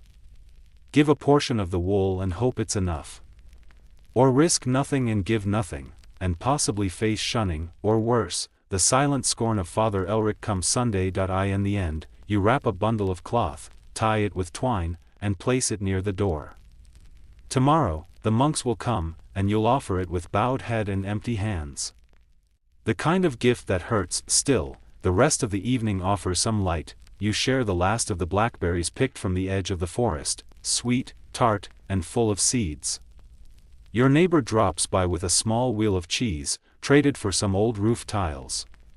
You nibble at it together, chatting quietly about mice in the granary and whether the new steward has a twitchy eye or just bad manners. Someone tells a joke that doesn't quite land, and someone else pretends it did, and everyone laughs too long anyway. That's what you do. You laugh at bad jokes because it beats crying about worse truths. As the fire burns lower, you remember the old superstition your grandmother used to swear by: never turn away a monk with an empty hand, or you'll hear whispers in your walls at night. Maybe it was meant to scare you. Maybe she just liked the drama. But you can't help but glance at the bundle of wool again, just in case. You sleep lightly, your dreams flitting between flickering candles, robed silhouettes, and a field that never quite ripens. And then, dawn. The monks arrive just after breakfast. 3 of them, in long robes, sandals worn nearly through, faces partially hidden by their hoods. One carries a sack, another a leather ledger, and the third, oddly enough, a tiny bell he rings as they approach each door. Not loudly. Just enough to make your spine tingle. They don't ask much. They never do. A murmured blessings of Saint Cuthbert, a nod of thanks, and a quiet note written in the ledger as they accept your wool. You smile, of course, and nod, and say, Amen, when expected. They do not linger. Once they're gone, the village exhales, the rest of the day feels lighter. Not joyous, but less heavy. Like when you finally take off wet boots and your feet remember how to feel, you return to your field again, kneel in the dirt, and brush your hands across the golden barley heads. You think about the monks, their slow footsteps, their silent eyes. You wonder how much they really understand of your life. Maybe more than you think. Maybe less. The sun climbs high, and you work on, brushing away weeds, checking traps, patching a broken gatepost with a bit of stolen rope. No one says anything about it. You've all borrowed something that wasn't yours at least once. That's not theft. That's survival. As the day fades, the clouds roll in. Big ones. Low ones. The kind that hang like damp wool and promise rain without the courtesy of thunder. You gather your tools, cover the bundle of harvested herbs, and hurry home as the first drops begin to fall. You close the door behind you just in time. The storm hits hard and fast. The thatch above you groans, and a little drip begins its usual game of tag along the far wall. You catch it with a pot and sit beside the fire, staring into the flames. The wind picks up. Outside, the rain pelts the earth, but inside, your world is small, warm, and still. The night deepens. The storm fades. And sleep, once again, wraps itself around you like the coarsest, kindest wool. You wake to a soaked world. The storm has passed, but its footprints are everywhere. Puddles ripple in the ruts of the lane, the thatch above you still drips a slow, insistent rhythm, and your little garden looks like it lost a brawl with the wind. Bean poles toppled. Cabbages slightly tilted, as if they'd had one too many, or boots are still damp from yesterday, but you put them on anyway. Dry footwear is for feast days and aristocrats. The village is quieter than usual this morning. Rain always lingers in people's bones. The old men creak more, the children are subdued, even the dogs seem confused about where to pee. You meet a few neighbors on the road, heading toward the common fields. There's murmuring about the grain. You all know rain this close to harvest is a dangerous thing. If the wheat gets too wet and doesn't dry quickly, it molds. And mold means rot. Rot means hunger. You arrive and survey the fields. They're soggy, but not catastrophic. Not yet. Some stalks are bent under the weight of water, a few patches flattened outright. You lift a stalk, check the heads. Still firm. But your gut's not convinced. As you and the others start reinforcing the drainage ditches with spades and bare hands, you talk. It's a kind of work chatter that helps pass the time and keep the worry from digging into your spine. Somebody brings up the harvest festival. Yes, that's still a thing, even when food is scarce. Bread, ale, and a dance or two in the dust, if you're lucky. You joke that maybe this year the feast will be one boiled turnip and a chorus of stomach growls. Everyone laughs, a bit too hard. A flock of crows wheels overhead, watching your progress. Opportunists. They know something's coming. One of the younger boys nearby points to the woods. Saw the reeve sneaking off there this morning, he whispers. With a jug. You raise an eyebrow. Oswin has always had a fondness for borrowed cider, but skulking into the forest with a full flask? That's interesting. And suspicious. The boy grins. Maybe he's got a girl. Or a goat, someone else mutters. You try not to laugh with a mouthful of rainwater. By midday, the clouds have thinned, and the sun, shy and pale, peeks out. You use this moment of warmth to inspect your own plot more carefully. The vegetables are wet but upright. The grain could be worse. And you spot something curious near the hedgerow, a cluster of puffball mushrooms, fat and pristine. You pick them quickly, tucking them into your tunic. They'll make a decent addition to supper if you cut off the squishy parts. Then, Just as you're turning to go, you hear it. A cart, the sound of wheels groaning under weight, oxen snorting, and a rhythm of creaks that suggest a load heavier than it should be. You squint down the lane and there it is, the tax cart, again. Didn't they just come a month ago? You mutter a word you're not supposed to say near the church and start walking. This time, it's not just grain they're after. The steward's assistant, a man with all the charm of a wet spoon, calls out the usual demands: wheat, rye, and now, oddly enough, wax. Candle wax, new levies, he explains to the growing crowd. His lordship requires more illumination for the manor. Maybe he's scared of the dark, someone whispers, or the truth, someone else replies. The assistant glares, but doesn't respond. He knows better than to argue with 50 tired peasants and one extremely pregnant goat blocking the path. Still, the tax must be paid. And fast. So begins the scramble. You rush home, ransack your belongings. You have a small pouch of grain, too small. A pot of honey from a neighbor trade, useful, but not wax.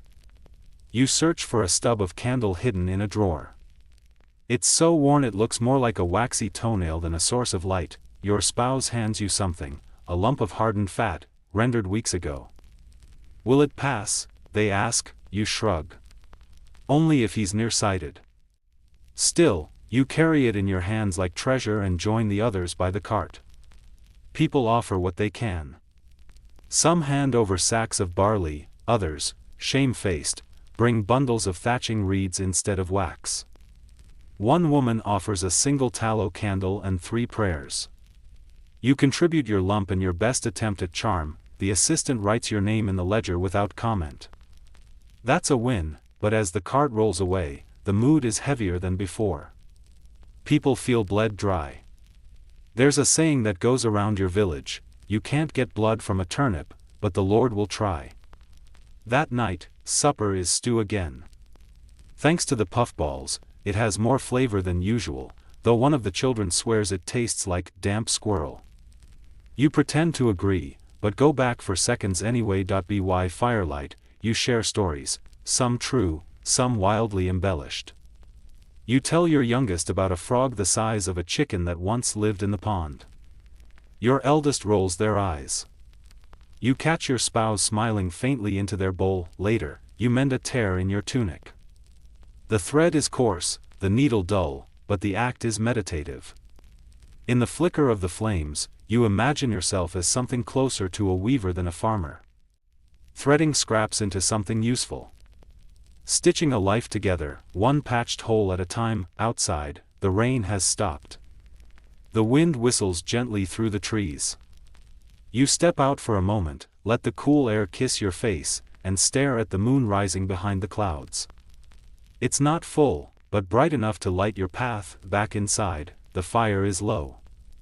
The children are asleep, curled like question marks under blankets. You settle into your spot, limbs warm, belly just full enough, brain humming with quiet exhaustion, and slowly, sleep returns, not rushed. Not panicked, just slow, and steady, and soft. The next morning, you wake to a new kind of tension in the air, not dread, not quite.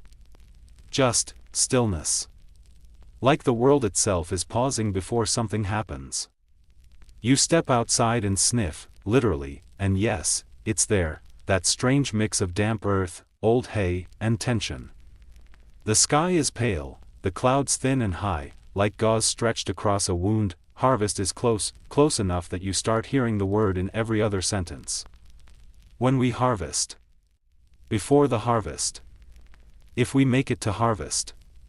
It looms like a season of its own, more important than summer or winter. For peasants like you, it's the pivot point. What you gather now decides everything: how well you'll eat, how long the grain will last, how much you'll owe. You join your neighbors in the fields again, this time with sickles on your belts. Not to start yet, but to prepare. You test the grain with practiced fingers. The stalks feel ready, but not perfect. Another few days, maybe. If you're lucky, you check for signs of blight, insects, birds.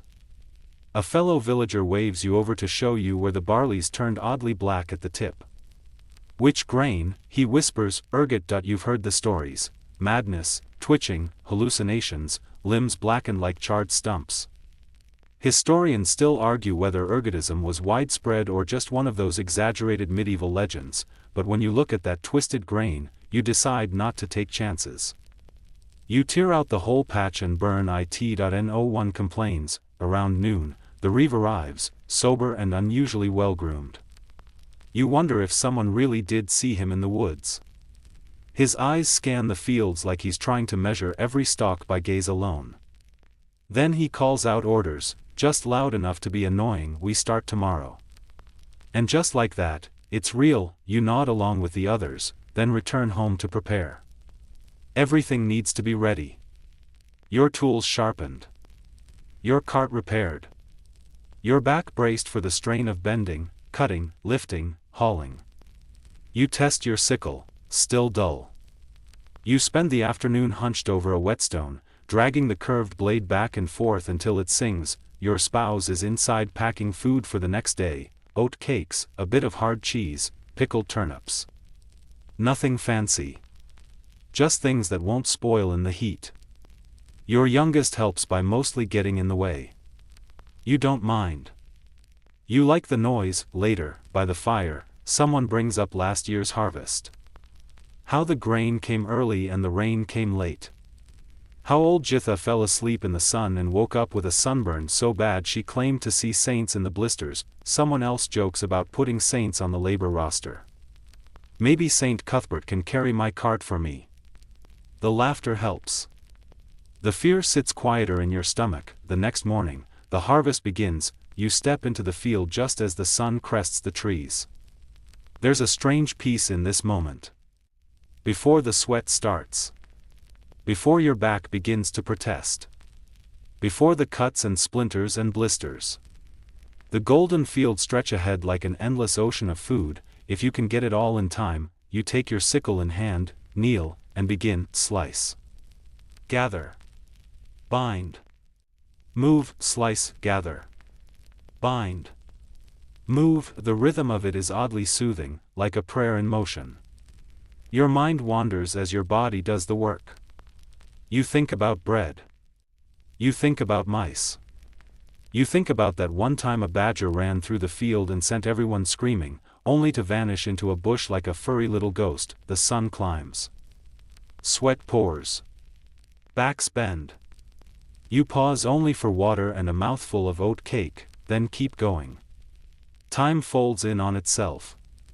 The field seems to grow longer, not shorter, but slowly, grain by grain. You make progress. Your spouse is in the next row, humming tunelessly. Your oldest child trails behind you, tying bundles with quick, efficient hands. Even the younger ones pitch in, chasing off birds with sticks and shouted nonsense. At one point, a neighbor trips and lands face first in a pile of cut wheat. Everyone panics for half a second before he pops up, red-faced and laughing. Felt like a feather bed, he declares. You suspect it felt more like a porcupine, but let him have his moment. By evening, you've cleared maybe a quarter of your field. Your muscles scream. Your fingers are nicked and raw. Your boots are filled with tiny shards of stalk that itch like fire. But your heart? Lighter. Hopeful. Even that night, supper tastes better than usual, even though it's the same old stew. There's something about eating after working your soul out of your skin that makes bland food taste like a banquet. You eat in silence, everyone too tired for chatter, and when you sleep, you dream of fields that never end. The next few days blur into each other. Up before dawn. Out into the fields. Slice, gather, bind, hull. Every day you get a little further. Every day you feel a little closer to collapse, and then, on the fourth day, something unexpected happens. A traveling tinker wanders into the village. He's got pots clanging from his pack, a beard that looks like it's housing a family of sparrows, and a grin like he knows the secret of the universe. He sets up near the well and starts displaying his wares: pins, ribbons, spoons, a cracked bell, a tiny wooden flute that sounds like a duck being strangled. Most people ignore him. Harvest waits for no one. But you pause. You don't have much to trade. but you ask about the bell anyway. He leans in conspiratorially. This, he whispers. This bell keeps rats out of granaries. Proven. Bought it off a monk who swears by it. You raise an eyebrow. Or sold it because it doesn't work. He grins wider. Maybe. But you'll never know until you try. You don't buy it. But you thank him for the story. The distraction is worth more than the bell anyway. Back in the fields, you work faster.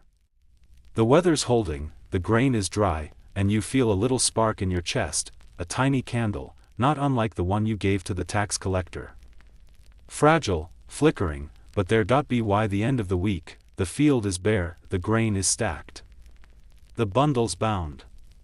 Your body aches in places you didn't know could ache. But you did it. You survived the harvest. This time, you sit by the edge of your plot, staring at the stubbled earth. A dragonfly flits past. A bird chirps from the hedge. Someone down the path lets out a yell, victory, probably, or frustration. You smile, faintly. You wonder what next season will bring, and whether the rat bell actually works. The harvest may be in, but the work is far from over. You'd think finishing the hardest labor of the year would mean rest, maybe a mug of something warm and a day to stretch your back. But instead, you're up early again, this time sorting and storing the grain. It's not glamorous, there are no songs for stacking sacks, but this part is just as crucial as the cutting. Spoilage is the enemy now. Damp grain turns to mush, and mush breeds mold, and mold invites hunger. So you and your family carry the sheaves into the storage barn, a structure that smells permanently like mice and hay, and begin the long, boring ritual of arranging, checking, flipping, and repacking. You hear rats scuttling in the rafters. You glance at the tinker's bell, which you actually did trade a handful of dried peas for. It's tied to the barn door, a bit of red thread looped through its cracked handle. It jingles once, uselessly. You make a mental note to lay traps. After a few hours, your arms are covered in fine scratches, your tunic has turned the exact color of dirt, and you're pretty sure a spider has taken up residence in your left boot. But the grain is stowed. The smell of it, a little sharp, a little sweet, fills the air like a promise. You let out a breath you didn't realize you'd been holding for a week. Outside, the rest of the village is doing much the same. Everyone's busy. Busy is safe. Idle hands, the priest says, invite sin. But really, idle hands just give you time to think, and thinking too much in times like these can be dangerous. Now begins the tallying. The reeve calls a meeting, again. His voice has taken on that nasal edge you associate with someone who believes he should be more important than he is. He reads from a scrap of parchment like it's divine scripture. Every tenant must deliver a portion to the Lord's granary by week's end. Tithe, as expected. 1 sheaf in 10. You groan inwardly. That's fair, sure. Fair in the same way a bear only eats one of your legs. It's always just enough to make winter a little more uncertain. You spend the next day selecting which bundles to part with. It's a painful kind of choosing. The really dry, plump ones? No, keep those. The ones on the edges that might have taken on a little mildew? Tempting. But too obvious. If you hand over poor grain, the steward may come knocking. So you choose sheaves that are decent, but not your best. A peasant's compromise. You load them onto your cart and trundle down the rutted path toward the manor storehouse. It's a short trip, but your thoughts race the whole way. What if you'd kept more back? What if the winter's worse than last year? What if the steward decides he wants 10 sheaves in 9 instead? You arrive at the manor gates. A young clerk with ink-stained fingers and an expression of eternal disappointment checks your load. He grunts, makes a mark, and waves you through. No questions. No extra demands. For now, you don't celebrate. You just turn your cart and head home, lighter in grain but heavier in mind. Back in the village, people are already talking about storage pits. Not everyone has a barn, after all. Many families rely on underground caches, lined with straw, sealed with clay. You help a neighbor patch theirs. It's backbreaking work, again, but it earns you a few leaks and a smile. As the sun dips low, you realize the days are getting shorter. The air carries the early notes of autumn. Crisper. Smelling faintly of smoke and cold leaves. The kind of air that reminds you time is running out. That night, around the fire, you and your spouse go over your stores. You count sacks. You portion out meals in your head. How long will this last? If everyone eats modestly, and no mice get into the grain, and no one falls sick, you both reach the same number, barely. You try not to show the worry in your eyes, especially with the children listening. So you smile, tell a story about the harvest elf who steals socks but leaves lucky acorns in return. Your youngest laughs so hard they hiccup. You'd give up half your grain just to keep that laugh through the winter. A few days later, the parish priest comes by to collect his own tithe. He's older, gentler than the reeve, with a voice like a weary wind. He accepts your donation, some eggs and a few small onions, with quiet thanks. Then he says a prayer over your household, one that asks for protection against frost, famine, and the sins of envy and sloth. You nod politely and try not to glance at your neighbor, who is definitely envious and definitely lazy. Later that week, there's a brief celebration in the village. A harvest feast, of sorts. Not a feast. That implies indulgence. This is more a communal pile of whatever we can spare. Turnip stew, barley bread, a jug of thin ale. But there's laughter, music, and even a few awkward dances near the fire. Someone plays a lute. Badly. But they try. You sit with your bowl, warm despite the night chill, and look around. These are your people, mud-caked, weary, occasionally petty, but loyal. In their own way, they are the reason you get up each morning.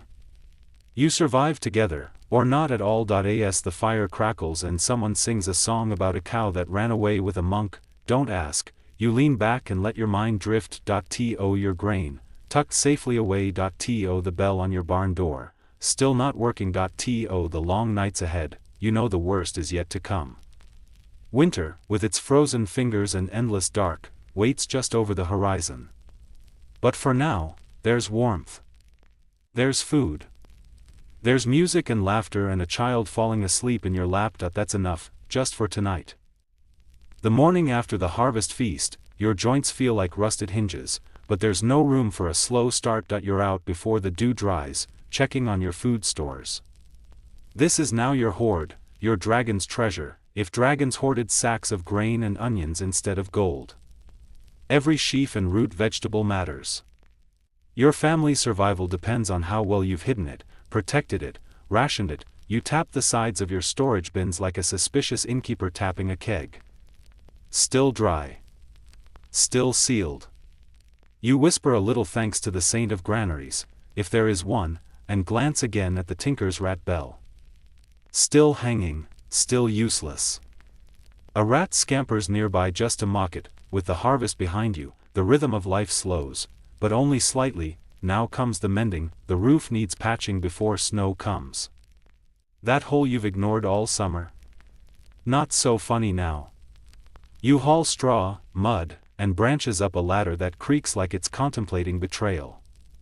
Thatching is more art than craft, and while you're no expert, you make it hold. Below, your spouse is fixing clothes worn thin by summer labor. The children are tasked with pulling stones from the garden or hunting down firewood, two jobs they approach with equal enthusiasm and double the complaints, but it gets done. Every day has its checklist now: wood, water, food, patching, cleaning, drying, saving.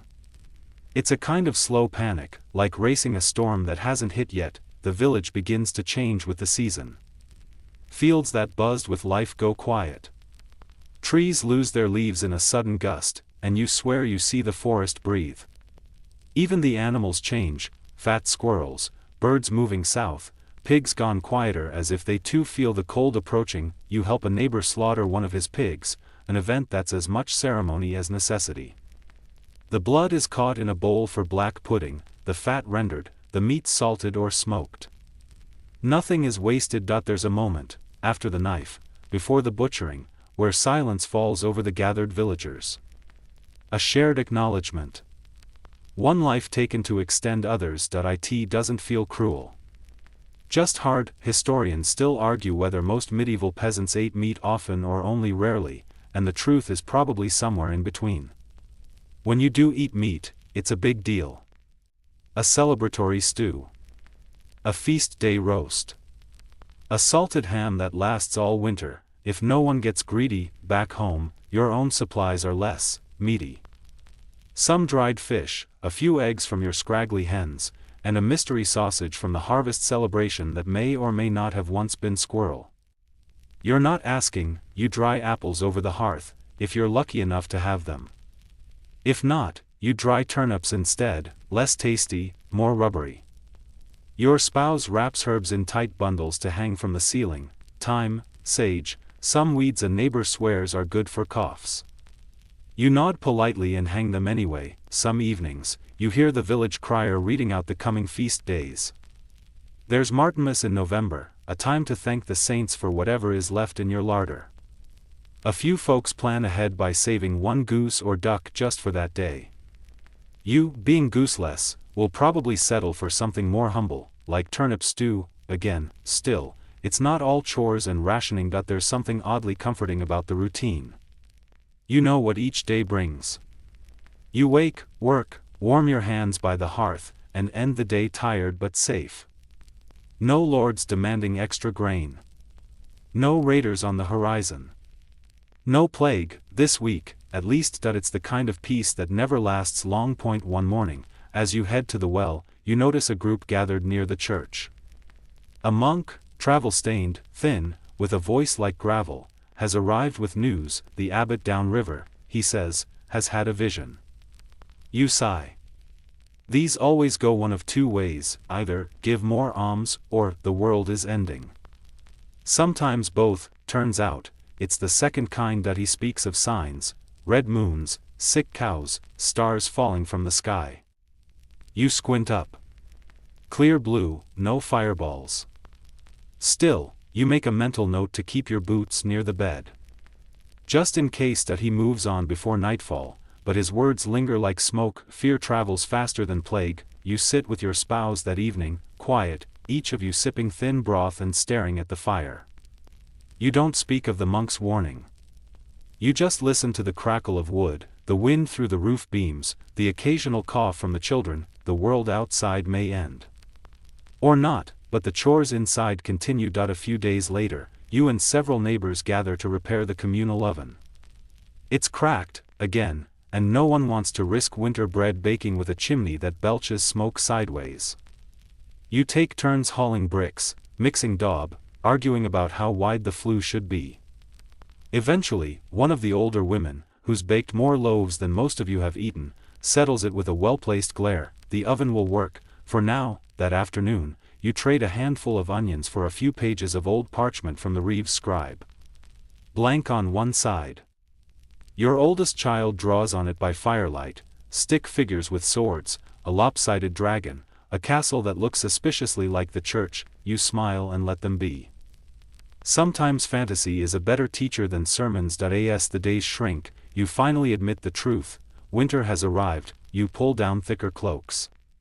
You test the door latches, now creaking from cold. You stack wood higher than usual. Every peasant knows, deep in the gut, deeper than logic, that winter is where the world either endures or withers, and every year, it's a gamble. Even so, tonight, for the first time in weeks, you rest a little easier, because for now, there's food.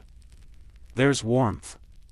There's peace, and somewhere above, the stars still haven't fallen. The frost comes quietly one morning, slipping in like a thief before the sun has warmed the thatch. You see it first on the grass, a silver shimmer that crunches beneath your feet. Your breath fogs before your face. The well's bucket handle bites your palm with iron-cold teeth. Winter has not arrived in full yet, but it's peeking through the window, tapping on the doorframe. Inside your cottage, everything is damp. Always. Your cloak smells faintly of mildew and smoke. Your boots never fully dry. The hearth has become the center of the world now.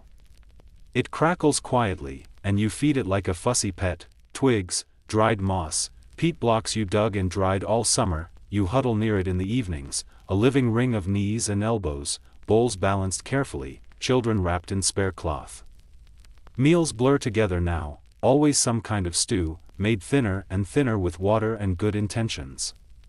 A turnip here, a barley scrap there, maybe a sliver of dried meat if you're feeling reckless. It's not glamorous, but it fills the belly enough to sleep. If there's a silver lining to the cold, it's the bugs disappearing. No more flies around the dung heap, no fleas bouncing in your tunic, not as many, anyway. And the rats seem slower, too.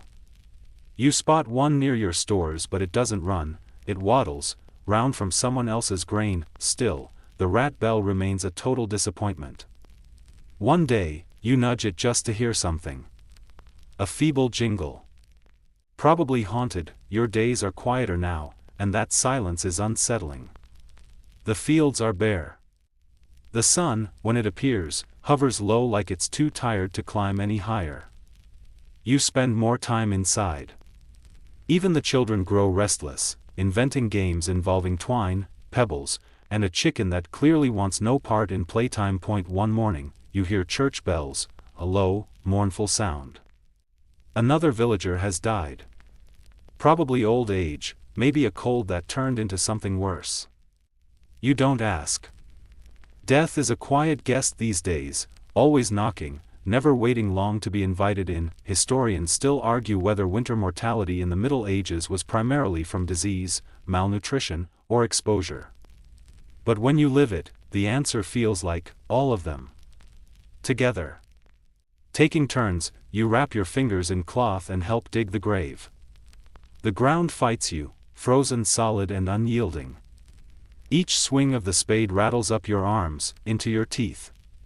You work until sweat freezes against your back and your breath comes in shallow puffs. There is no priest today, he's away on pilgrimage or sick himself. Instead, the eldest villager mumbles a few words. They sound more like a recipe than a eulogy, but the meaning is there, ashes to ashes. Cold to cold. That night, a bitter wind howls through the gaps in your shutters. You and your family pile into bed together, wrapped in wool and each other. A blanket of warmth, heavy with shared breath and the unspoken fear that this might be how you spend the next 3 months. You dream of spring, but spring is a myth. A fairy tale whispered among the ashes. To pass the time, you tell stories, ones passed down from your parents and theirs. You tell the children about the frost hag who paints the windows at night with her icy fingers. They gasp, then run to check for her markings in the morning. They find them, of course, swirls and crystals blooming across the pane like secret spells. The frost hag, you say, is only dangerous if you don't respect her. Leave her a crust of bread near the door, and she'll pass you by. Forget, and she might follow the smoke down the chimney. It's nonsense. Probably, still, you leave the bread. One evening, the reeve stops by. He's wrapped in 3 cloaks and still looks miserable. He's taking count, again. Wants to know how much would you have left. How many mouths you feed. Whether you've seen signs of wolves. That gets your attention. He says a pack was spotted near the southern woods. Skinny things, desperate. Even bolder than usual. One tried to snatch a piglet from the manor yard. They ran it off with torches, but it circled back twice. You check your fence that night. It's laughable, more suggestion than barrier. You add some extra boards, whisper a quiet prayer, and sharpen the axe by the door. Not that it would help much, but it makes you feel less helpless. A few days later, there's news. The steward is coming. That's never good in winter. He arrives on horseback, bundled in furs, flanked by 2 guards who look equally cold and equally bored. He announces that a midwinter levy is needed, more grain, maybe a few chickens. The Lord's pantry is running low. You try not to scream. Instead, you nod, as all the others do. You offer what you can, a small bag of oats, half the meat you'd hidden under the floorboards. The steward accepts it without thanks. The guards don't speak, they just watch. Hungry-eyed, after he leaves, a heavy silence falls over the village. It doesn't feel like winter anymore. It feels like siege. The next morning, your spouse quietly admits they're sick. A cough. Nothing serious, they insist. You both know that's not always how it goes. You add more herbs to the stew. You press warm stones against their chest. You tell the children to whisper when they talk. The fire burns longer than it should. You'll need more wood, but later always comes too soon. That week, the clouds hang low and heavy. Snow threatens. The wind is no longer playful, it bites. You wrap every crack in cloth and straw, trying to keep warmth from leaking out like hope, and yet, there's still some small comfort in the routine. The chores, the checking, the quiet acts of care.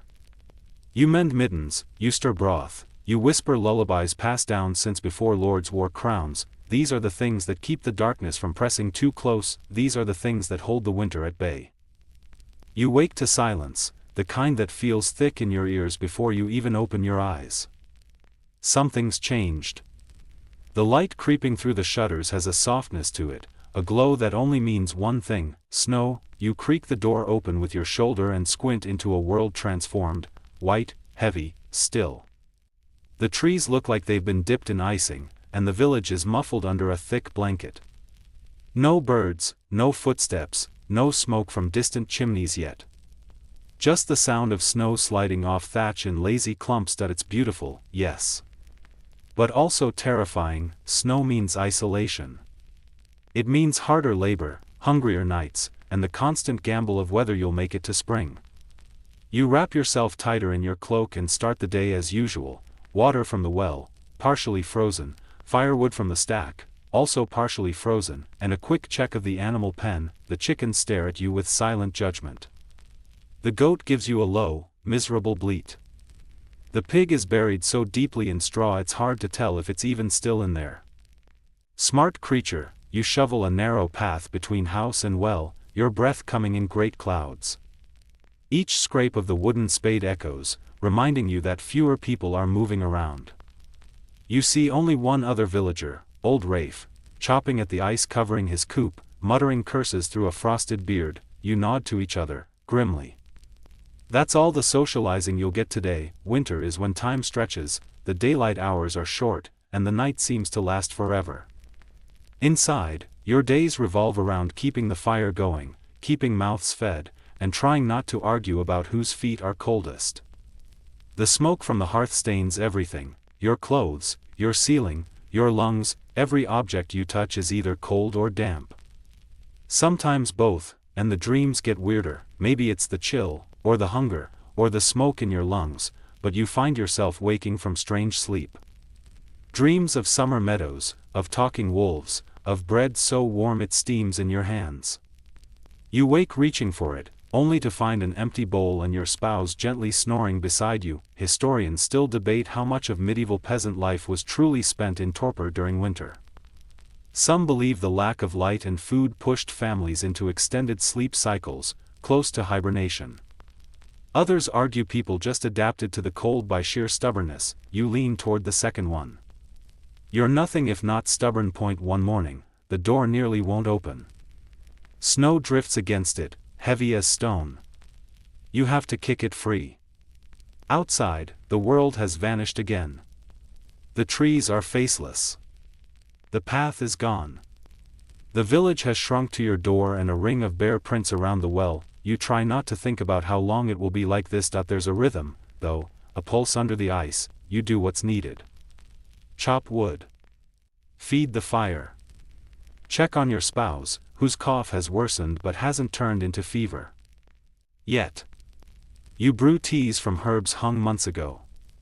Most taste like grass and guilt, but one mix of sage and honey actually seems to help. A small victory. One day, you hear music, not loud, not clear, just a faint whistle on the wind.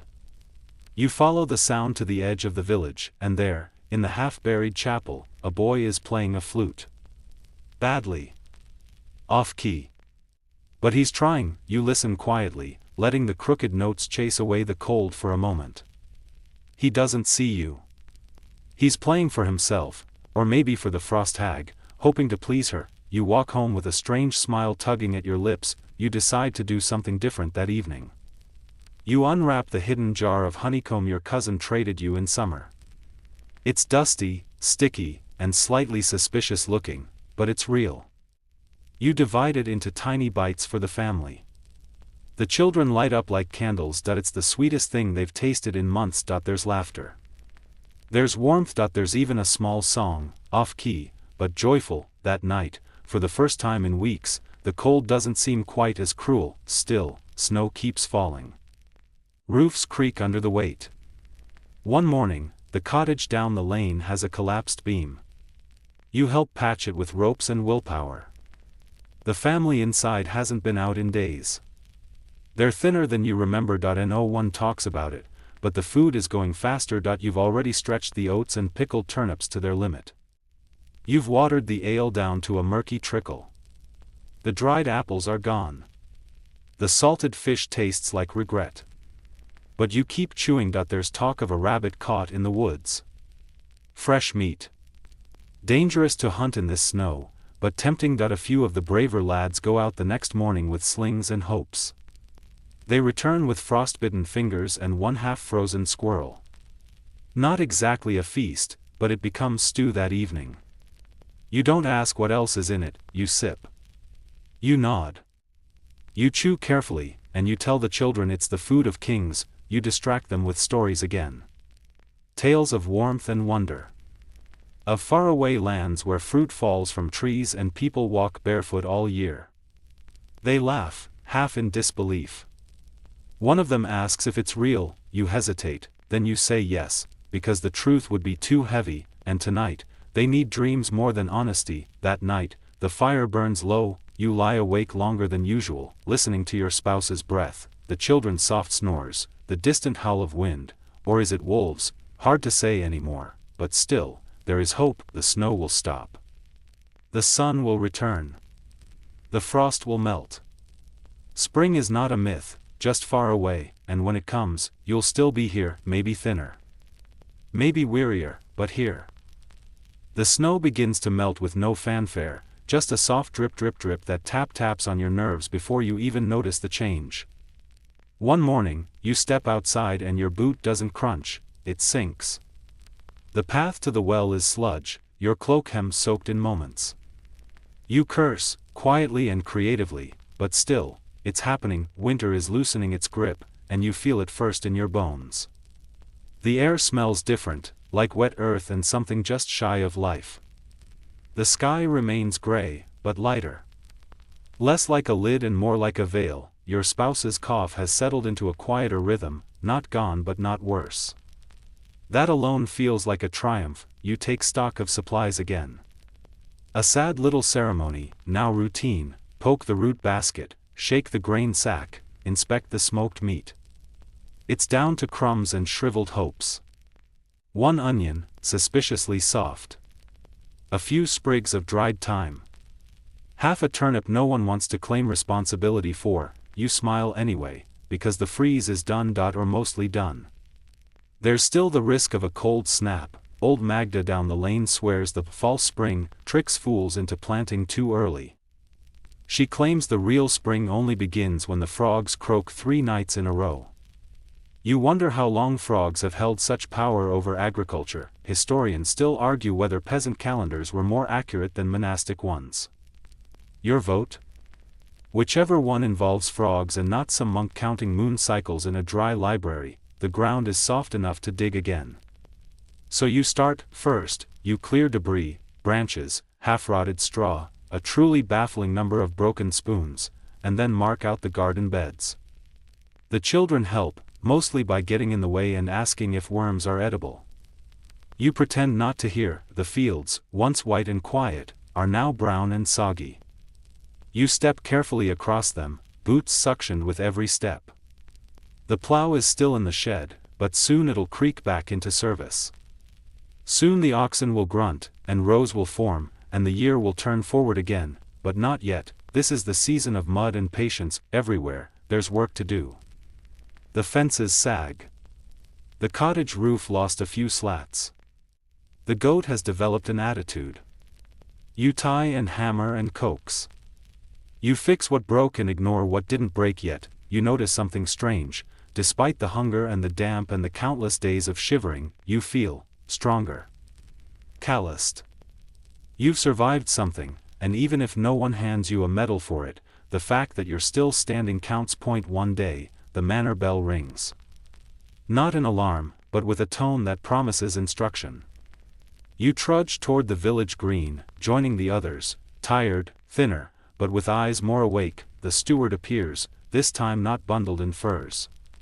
He announces the Lord's spring plans: increased barley fields this year, stricter penalties for grain theft, and new boundary markers for the common land.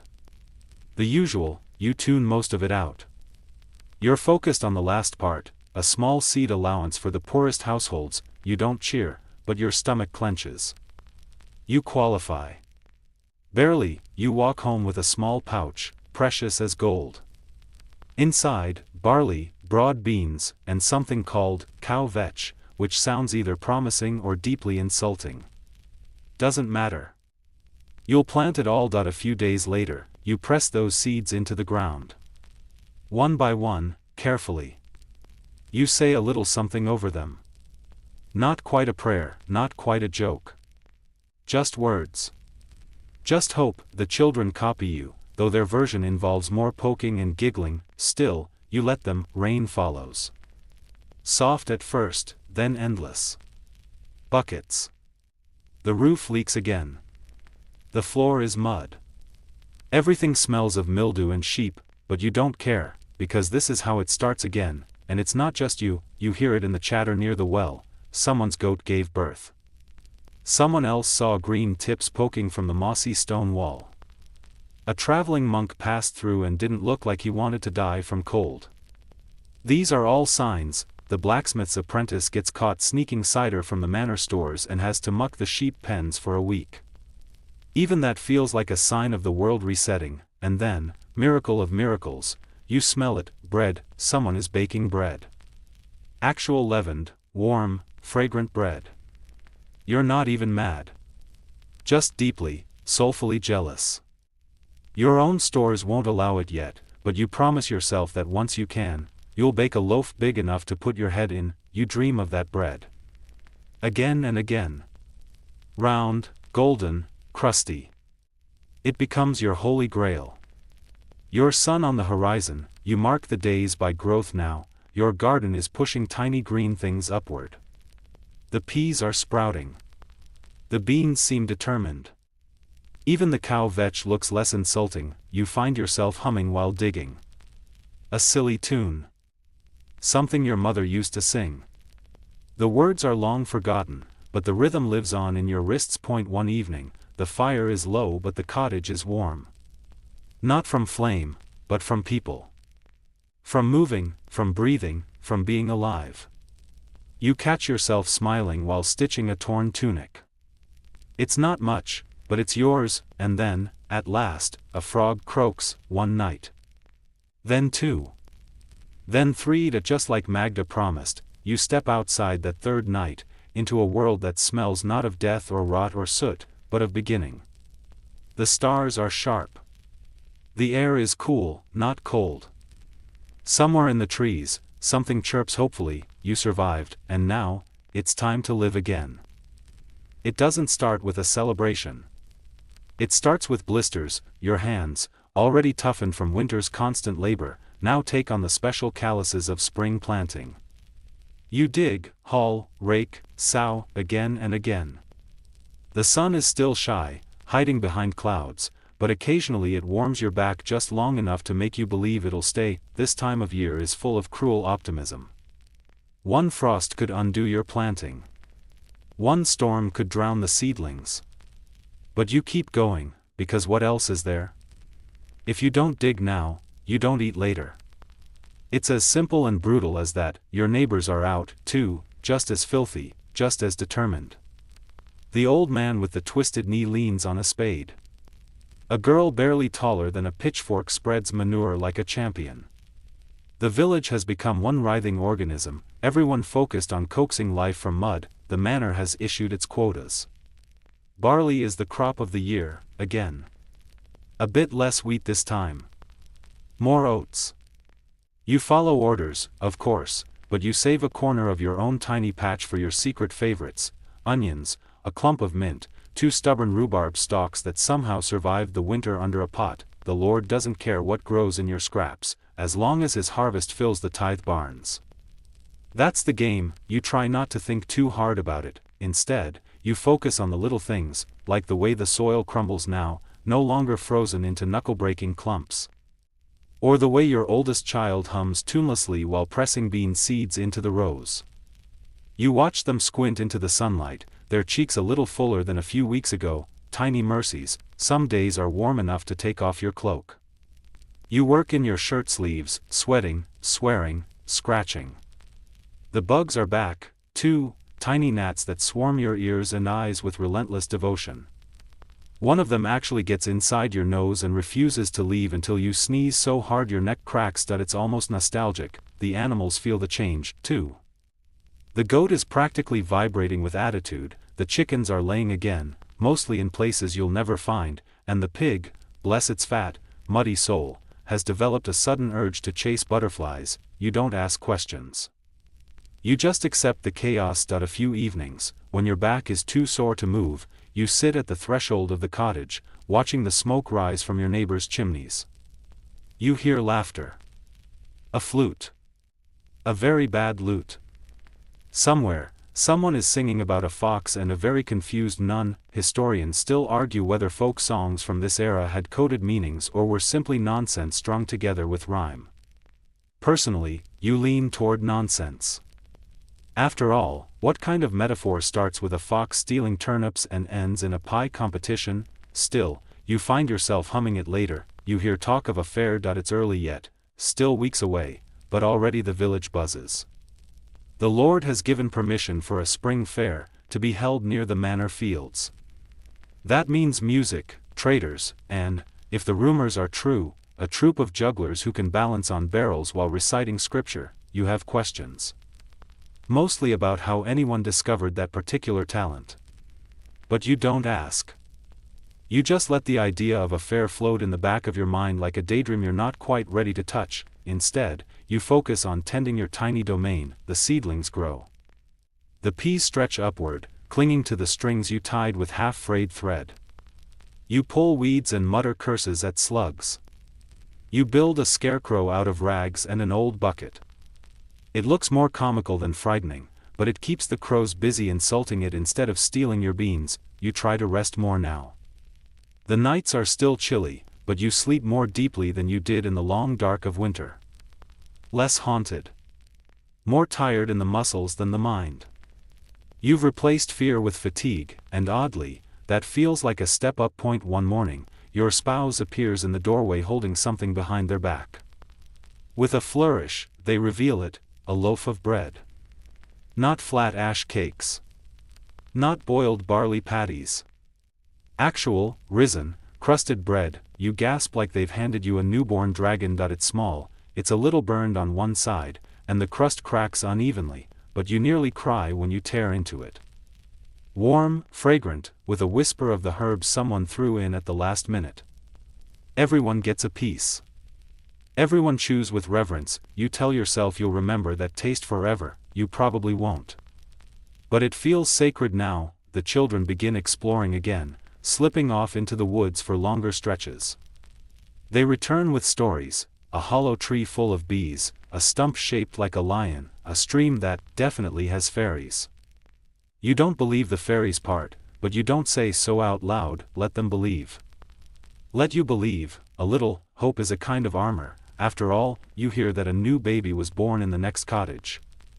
You hear that a traveling tinker is camping near the southern road. You hear that someone swears they saw a white deer, an omen, though no one agrees what kind. It's spring. Everyone's seeing something, and then, one afternoon, you look up from the turnip row and realize the trees are no longer bare. You hadn't noticed them budding. You were too busy bent to the earth, eyes low, but now they're bursting with green. The world has color again. You exhale something you didn't know you'd been holding in since December, and for the first time in months, you let yourself think about something far ahead. Harvest. It's still so far. Still so many things that could go wrong, but you're allowed the thought now. You've earned it. The days grow longer, and your body, that barometer of survival, begins to wake up earlier, without command, without complaint. You don't need the sun to remind you anymore. You feel the hours unfolding inside your bones, as though your marrow itself has begun measuring time again. You eat more now. Not much, but more. A handful of nettles boiled into green mush, wild sorrel gathered near the fence, bread that's still more dream than daily reality, and eggs, miraculous, golden, warm from the hen eggs.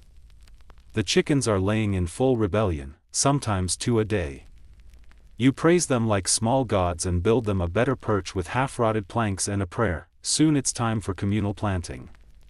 The Lord's land must be tended, and all hands are summoned. You and your neighbors stand in rows, sun on your backs, each holding a crude sack of seed. There's no ceremony. Just a sharp shout from the steward and the rhythm begins. Step, scatter, cover. Step, scatter, cover. Over and over until your legs ache and your fingers lose feeling, and yet, there's something almost meditative about it. Like rowing on land, you pass the same faces again and again, the bearded man with a laugh like a dying goat, the girl with braids who always outpaces you, the widow with the sharp elbows and the soft heart. This is your crew, your makeshift guild of mudslick survivors. You gossip between tasks. Did you hear the tinker fixed Margot's skillet and ran off with her niece? Wasn't her niece. Was her nephew. And a chicken. You don't know what's true, and neither does anyone else. But talking feels good. The manor priest walks among the workers now and then, not to help, of course, but to bless the work and hand out small tokens, charms made of twine and ash, said to protect the harvest from mildew and misfortune.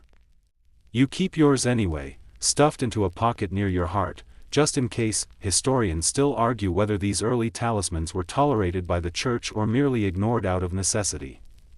All you know is that when you whisper to your seeds before covering them with earth, no one laughs. Not anymore. You're not religious, not really.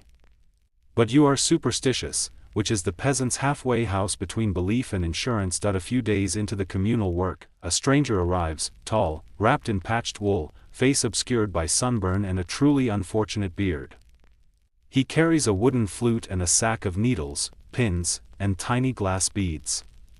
A peddler. He sets up by the well and begins singing for trade, his voice strange but pleasant, somewhere between a goat's bleat and a lullaby. The children swarm him like flies. Adults pretend not to watch while edging closer.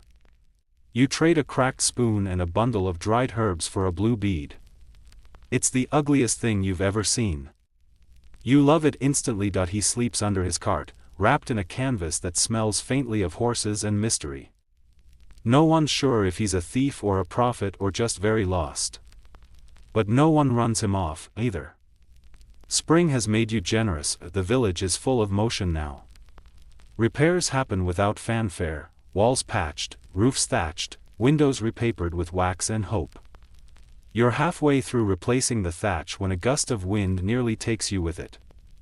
You laugh, mostly out of terror, and dangle for a moment like a scarecrow before flopping back to safety. Almost took flight. Someone calls. Could have been our first flying peasant. Would have waved goodbye. You shout back, grinning through straw-stuffed hair. You dream differently now. No more plague-swallowed shadows or empty tables. You dream of wheat that grows twice as tall as it should, of sheep that speak in riddles, of meadows that hum lullabies.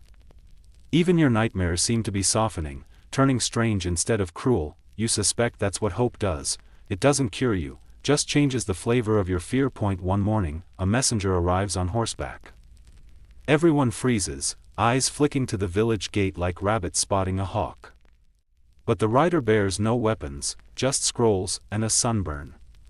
He's delivering news from the bishop. A feast day has been moved. You don't really care, but the priest reads the announcement like it's scripture.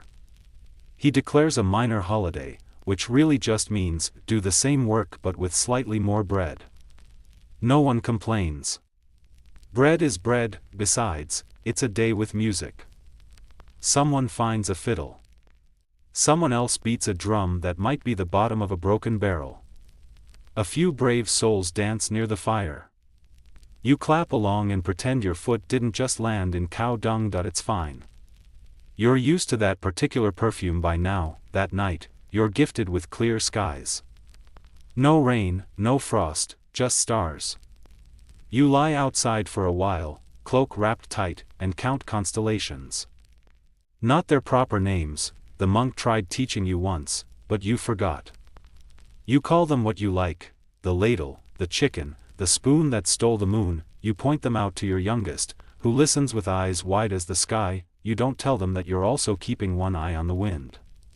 Too warm too early, and it might ruin everything. Too cold too late, and you're back to frostbitten beets and damp despair. Balance is delicate. The land is generous, but not forgiving. The frogs return to the pond near the woods. This time, they're not omens. They're just frogs. Loud, fat, confident frogs who seem to believe the entire village wants to hear their opinions at night. They croak until sunrise. You lie awake, smiling and cursing, thankful for the racket. The pond itself is full again. The children race to it after chores, splashing, skipping stones, trying to catch fish with bare hands. They fail every time. You cheer anyway. You know the season is changing again when the bees arrived. A low hum, soft and steady, passes through the village like a prayer. Someone sets up a new hive near the garden wall. You watch them work, careful, calm, reverent. You think of all the stings you've suffered in your life and decide bees are still better than tax collectors. By now, the earth is awake, and so are you. The worst is behind. The harvest is ahead, and you're in the middle, the part that no one sings about, but that carries the story forward all the same. You wake to birdsong, real birdsong this time, not the occasional desperate chirp of a winter sparrow or the shriek of a crow arguing with a turnip, but a full orchestral production. You hear larks. Warblers. Something that might be a thrush. They're all back, and they're noisy, and you love them for it. Spring has reached its peak, and you're coasting on its momentum now. The days stretch longer, your steps feel lighter, and even your knees creak less, or maybe you've just gotten used to it. The fair is only days away, the village is humming with preparation. Everyone's polishing something, a ladle, a comb, a shirt that's almost white again. Someone scrubbing a cartwheel with sand and spit. You've pulled out your second best tunic, the one without holes in visible places. Even the pig got a rinse.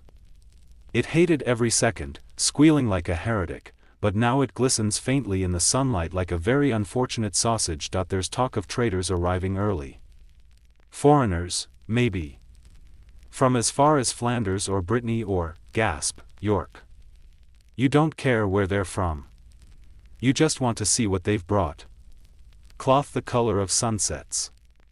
Shoes with curled toes. Dried figs. Possibly even a mirror. You've only seen a mirror once, and you didn't like what it showed. But still, curiosity lingers. As the fair approaches, the manor folk get twitchy. More patrols around the edges of the village. More rules. The steward recites them like poetry. No fighting. No cheating. No gambling outside approved booths. No dancing with foreigners unless supervised. No unattended ducks. You stare at that last one for a long time. Historians still argue whether such rules were based on actual past incidents or simply designed to preemptively crush fun. Either way, someone definitely left a duck somewhere at some point, and now the law remembers. The day of the fair dawns crisp and bright, the air cool and jittery like a mug of spring ale. You join the procession heading toward the field beyond the manor. People walk slowly, but there's a kind of charged silence, like you're all trying not to grin too hard, and then, there it is, tents. Bright banners. Painted wagons. Smoke rising from food fires. Laughter. Bells. The low drone of a hurdy-gurdy and the unmistakable smell of roasting meat, spiced, fatty, impossible to resist. You stare like a child. Everyone does. The fair is chaotic, glorious, utterly overwhelming. You move slowly at first, trying to take it in. There's a man selling charms carved from bones, rabbit, he claims, but the teeth look suspiciously human. A woman juggles knives while singing hymns. A child does cartwheels into a pile of mud and is instantly covered in praise and goose droppings. You pass by stalls selling things you can't name, wool dyed impossible colors, tools that look cursed, honey cakes shaped like animals. One booth promises a cure for toothache, gout, and melancholy of the spleen. You don't know where your spleen is, but you definitely suspect it's been a little moody lately. You buy something small. A comb made of horn. It costs you 3 eggs and a prayer you hadn't used yet. Worth it. You pause at a puppet show. The story is familiar: a knight, a dragon, a princess with suspiciously good sword skills. But the dragon wins this time, and the princess runs off to start a bakery. The crowd roars. You laugh until your ribs hurt. Even the priest chuckles, though he mutters something about moral ambiguity. You wander, eat something fried, and then instantly regret it. You find a patch of grass, sit down, and watch people. A monk tries to trade his sandals for a pie. A goat escapes its tether and joins a circle dance. A noble's daughter, escorted by 5 bored guards, tries to pet a hedgehog and ends up with 3 quills in her glove. You're not even tired. Just full. Full of sights, smells, noise, wonder. A strange sensation. You spot the juggler troupe. They're everything you hoped: barrels, balancing acts, and yes, scripture. You catch a verse from Proverbs shouted while someone throws a flaming pin. You have no idea what's happening, but you clap anyway. Someone tells you there's a fortune teller. You roll your eyes. Then you go. She's older than the village, wrapped in a cloak that might be woven from moths and mystery. Her eyes shine like polished coal. You sit down. She takes your hand. You expect nonsense. She tells you, you'll live to see 3 kings. One will fall. One will rise. One will forget your name. You blink. That's oddly specific. You leave with chills. You try to shake it off by watching a pig race. That helps. Nothing puts the soul right like watching animals with no dignity sprint toward a pile of cabbages. Evening comes. Torches are lit. Music picks up. The dancing begins. You stay on the sidelines at first. Watching. Tapping your foot. Pretending you don't want to.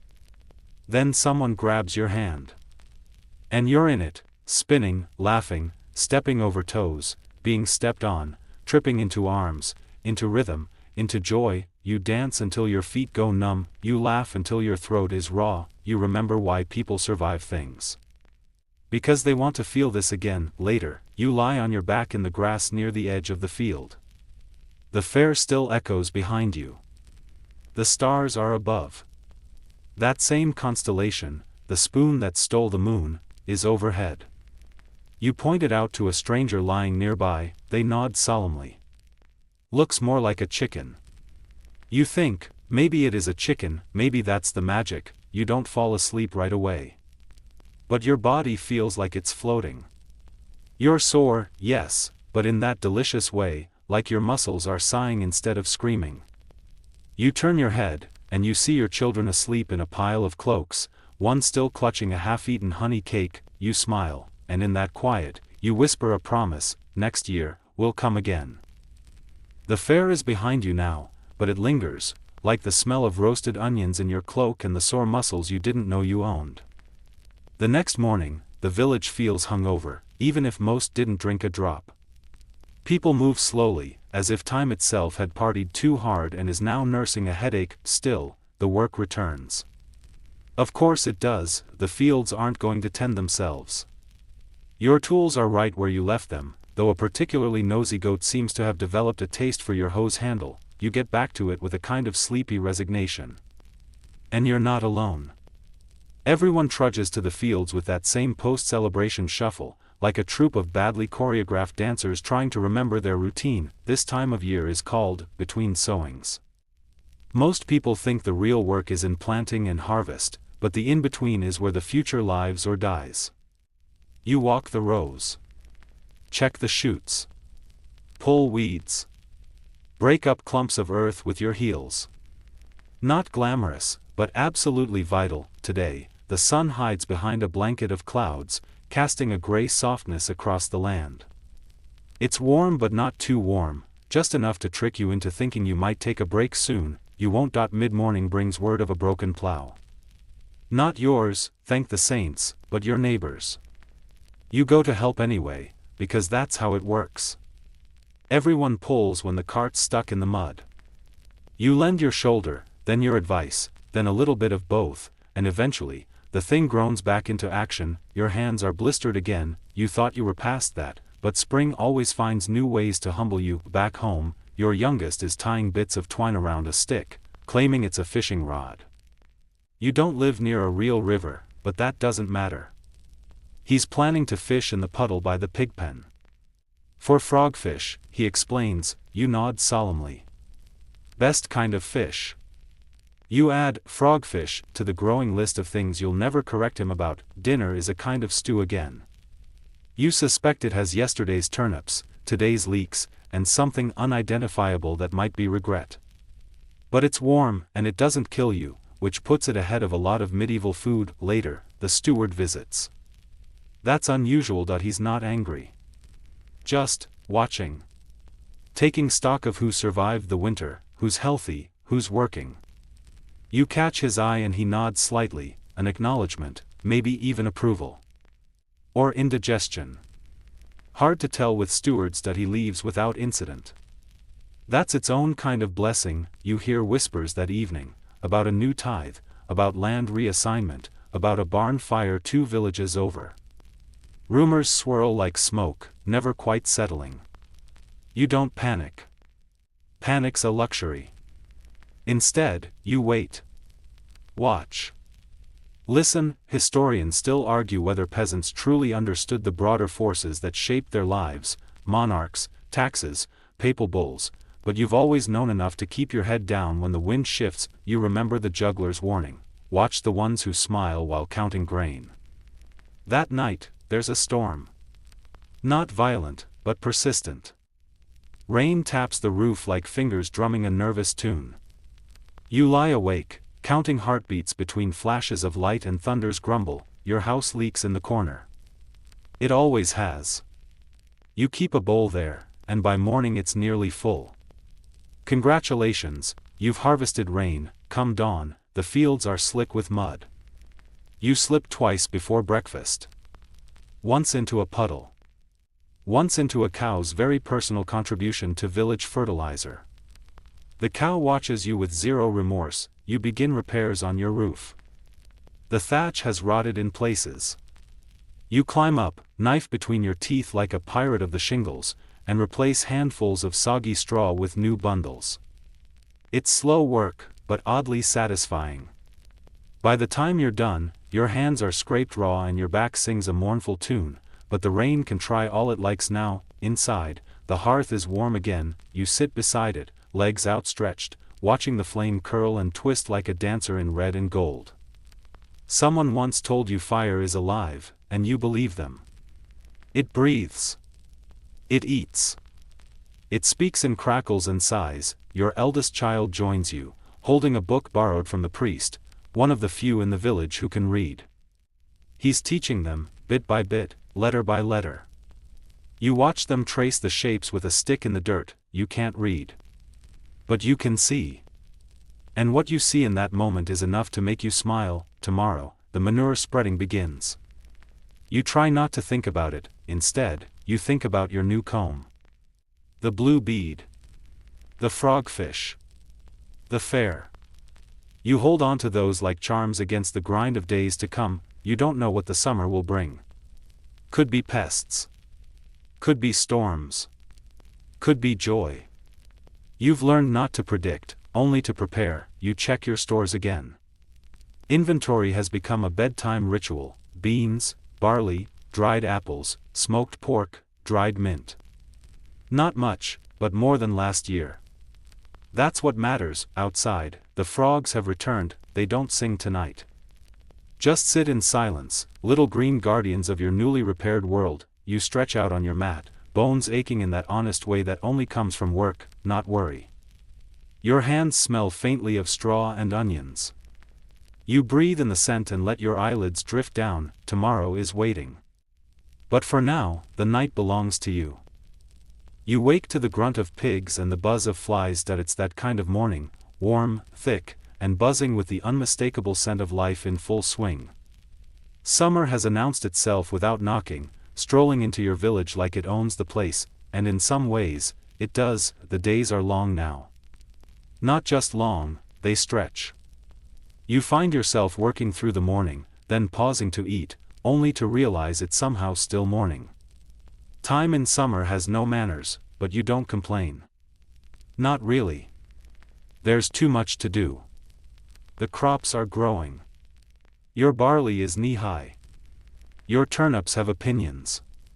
Even the weeds are thriving, the little green traders. You start each day with a ritual now, checking the fields before your first bite of bread. You walk slowly, touching leaves, nodding at buds, muttering threats at aphids. You're not a mystic, but you know the value of speaking to your plants. Even if they don't listen, you do. It's also haymaking time. You remember this from every year before: aching arms, sunburnt neck, hay in places hay should never go. You and your neighbors cut and gather the tall grass with scythes, rake it into lines, flip it to dry, then stack it into haycocks that look like soggy trolls. Hay is gold. Not flashy gold, useful gold. Without it, the animals won't eat this winter. And if they don't eat, neither do you. The sun climbs higher, and your shirt sticks to your back. You think briefly about working shirtless, but remember last year's sunburn and reconsider. Your friend Tib tries it, and by afternoon, he's the same color as the berries your kids sneak from the woods. You try not to laugh. You fail. Later, the steward comes around again, this time checking your progress, not your loyalty. He wants the Lord's portion of the hay. You give it with a smile that doesn't quite reach your eyes. Historians still argue whether medieval lords genuinely believed their peasants admired them, or if they simply relied on a mix of fear, tradition, and well-timed generosity. Either way, you know where you stand. Politely beneath, the steward accepts your hay and nods. You consider this a win. In the evening, after your arms have turned to noodles and your legs to pudding, the village gathers near the communal oven. Bread is baking. The smell floats through the air like a promise. You didn't bring anything to bake, but you still stand close, soaking in the heat and the company. Someone passes around a skin of weak ale. It tastes like summer and effort. You drink deeply, wipe your mouth on your sleeve, and pass it along. Talk turns, as it often does, to omens. The moon's been red 3 nights running. That's never a good sign. Someone saw 2 crows perched on the chapel roof. The apothecary's cat gave birth to 6 kittens, one with no tail. You add nothing to the discussion, but you listen. You've learned that sometimes, what people fear tells you more than what they know. That night, sleep comes late, the heat clings to everything, like a second skin. You lay atop your blanket, trying to catch a breeze through the shutters. Outside, the insects sing their endless lullaby. Inside, your children shift and grumble and kick each other in their sleep. Eventually, you drift in your dreams. You're stacking hay in endless rows, only now the haystacks whisper secrets. You try to write them down, but the ink turns into beetles. One of them tips its hat at you. You don't question it. You wake with straw in your hair. You're back in the fields again before sunrise. This time, it's to gather herbs with the womenfolk. Your wife insists on it. You've got the nose, she says. You'd argue, but last time she gave you that look, you ended up sleeping beside the chickens. So you go, you wander into the woods, basket slung over your shoulder. The morning is soft and golden, like warm butter melting over bread. You find yarrow, mugwort, chamomile.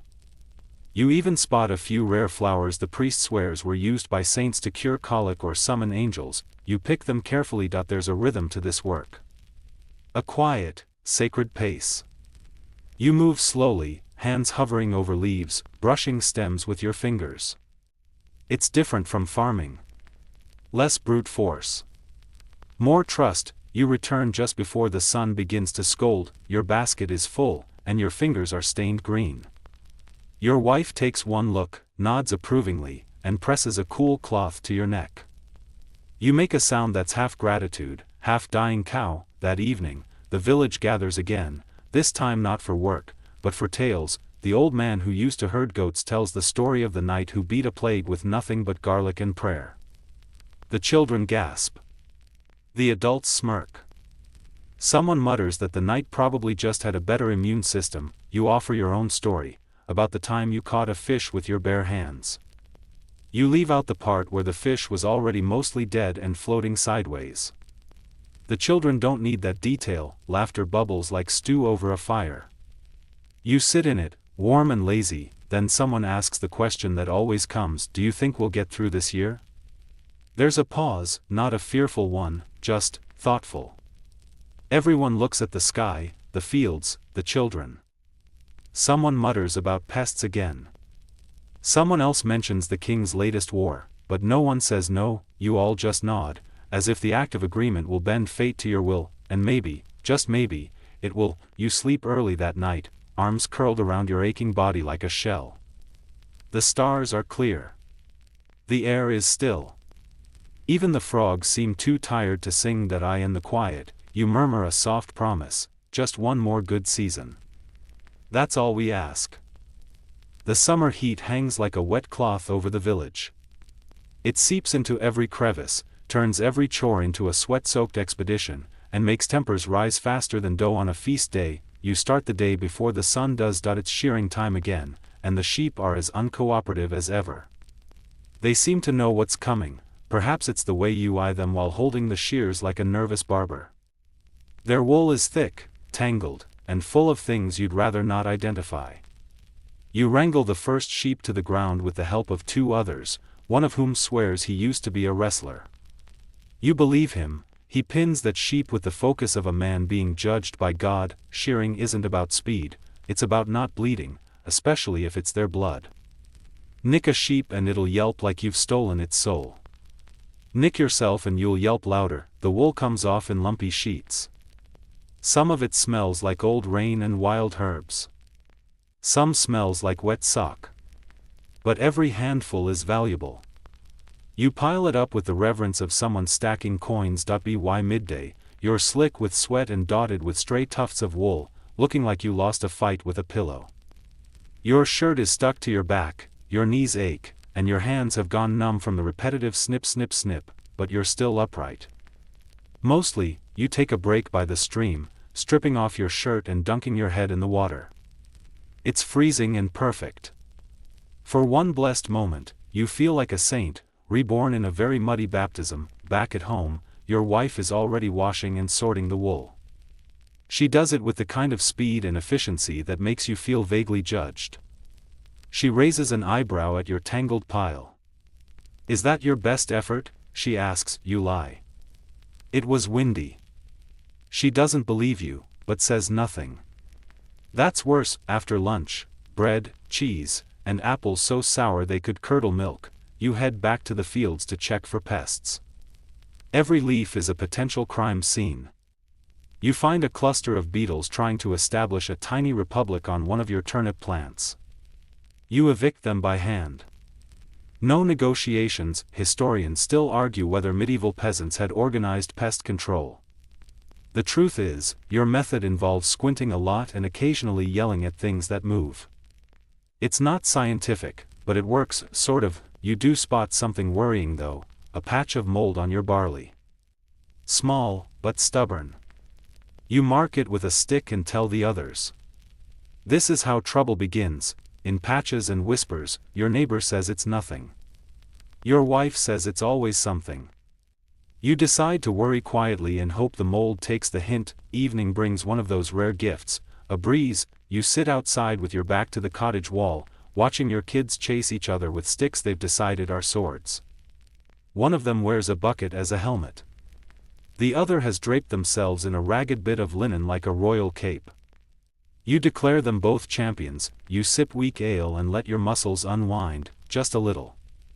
The cat climbs onto your lap, entirely uninvited but very determined. She's warm, and you don't have the strength to argue. Someone brings news from the nearby abbey. The monks are boiling wine down into a thick syrup. They say it cures coughs and wardens off spirits. You're pretty sure it also gets them mildly tipsy, but who's judging? The village apothecary is intrigued. She's already got her own theories involving nettles and pig's lard, so this is just more fuel for her cauldron of possibilities. You remember when she gave you boiled acorns for a headache. Your mouth puckered so hard it nearly folded in on itself. Still, she means well. Later that night, lightning flashes far off on the horizon. No thunder yet. Just the flicker, like the sky blinking its tired eyes. You hope it brings rain.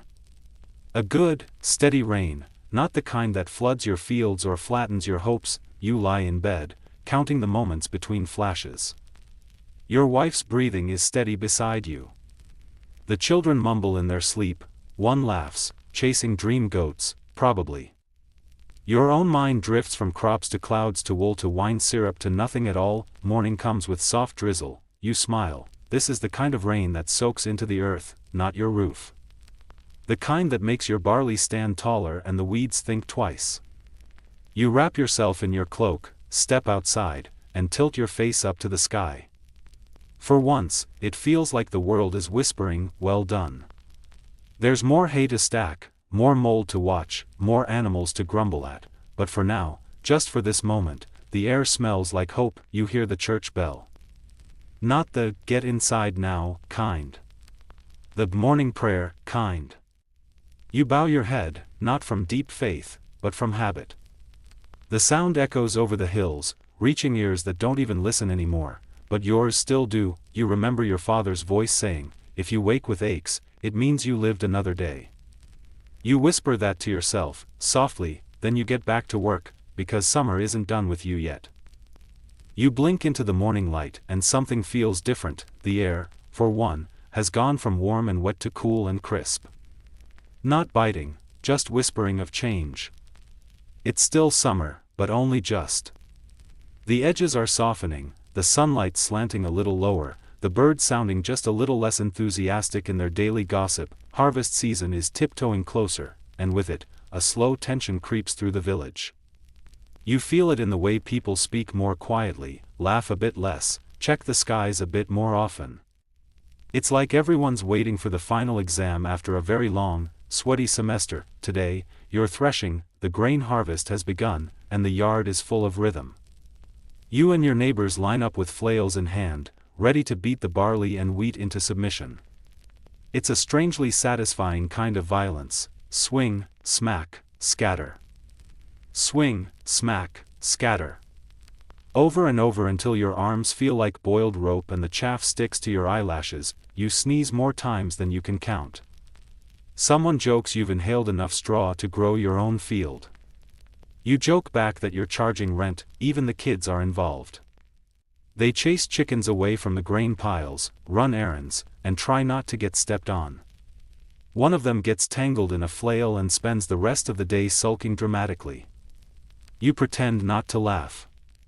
Loudly, after threshing comes winnowing, tossing the grain into the breeze so the husks fly away and the good stuff falls back down. It's delicate work. You do it carefully, watching the grains flutter and settle like tiny promises. Historians still argue whether medieval peasants truly understood the mechanics of airflow or just relied on instinct and luck. You vote for instinct. Luck is unreliable, and air is air. It either moves or it doesn't. By noon, your back is reminding you of its many grievances.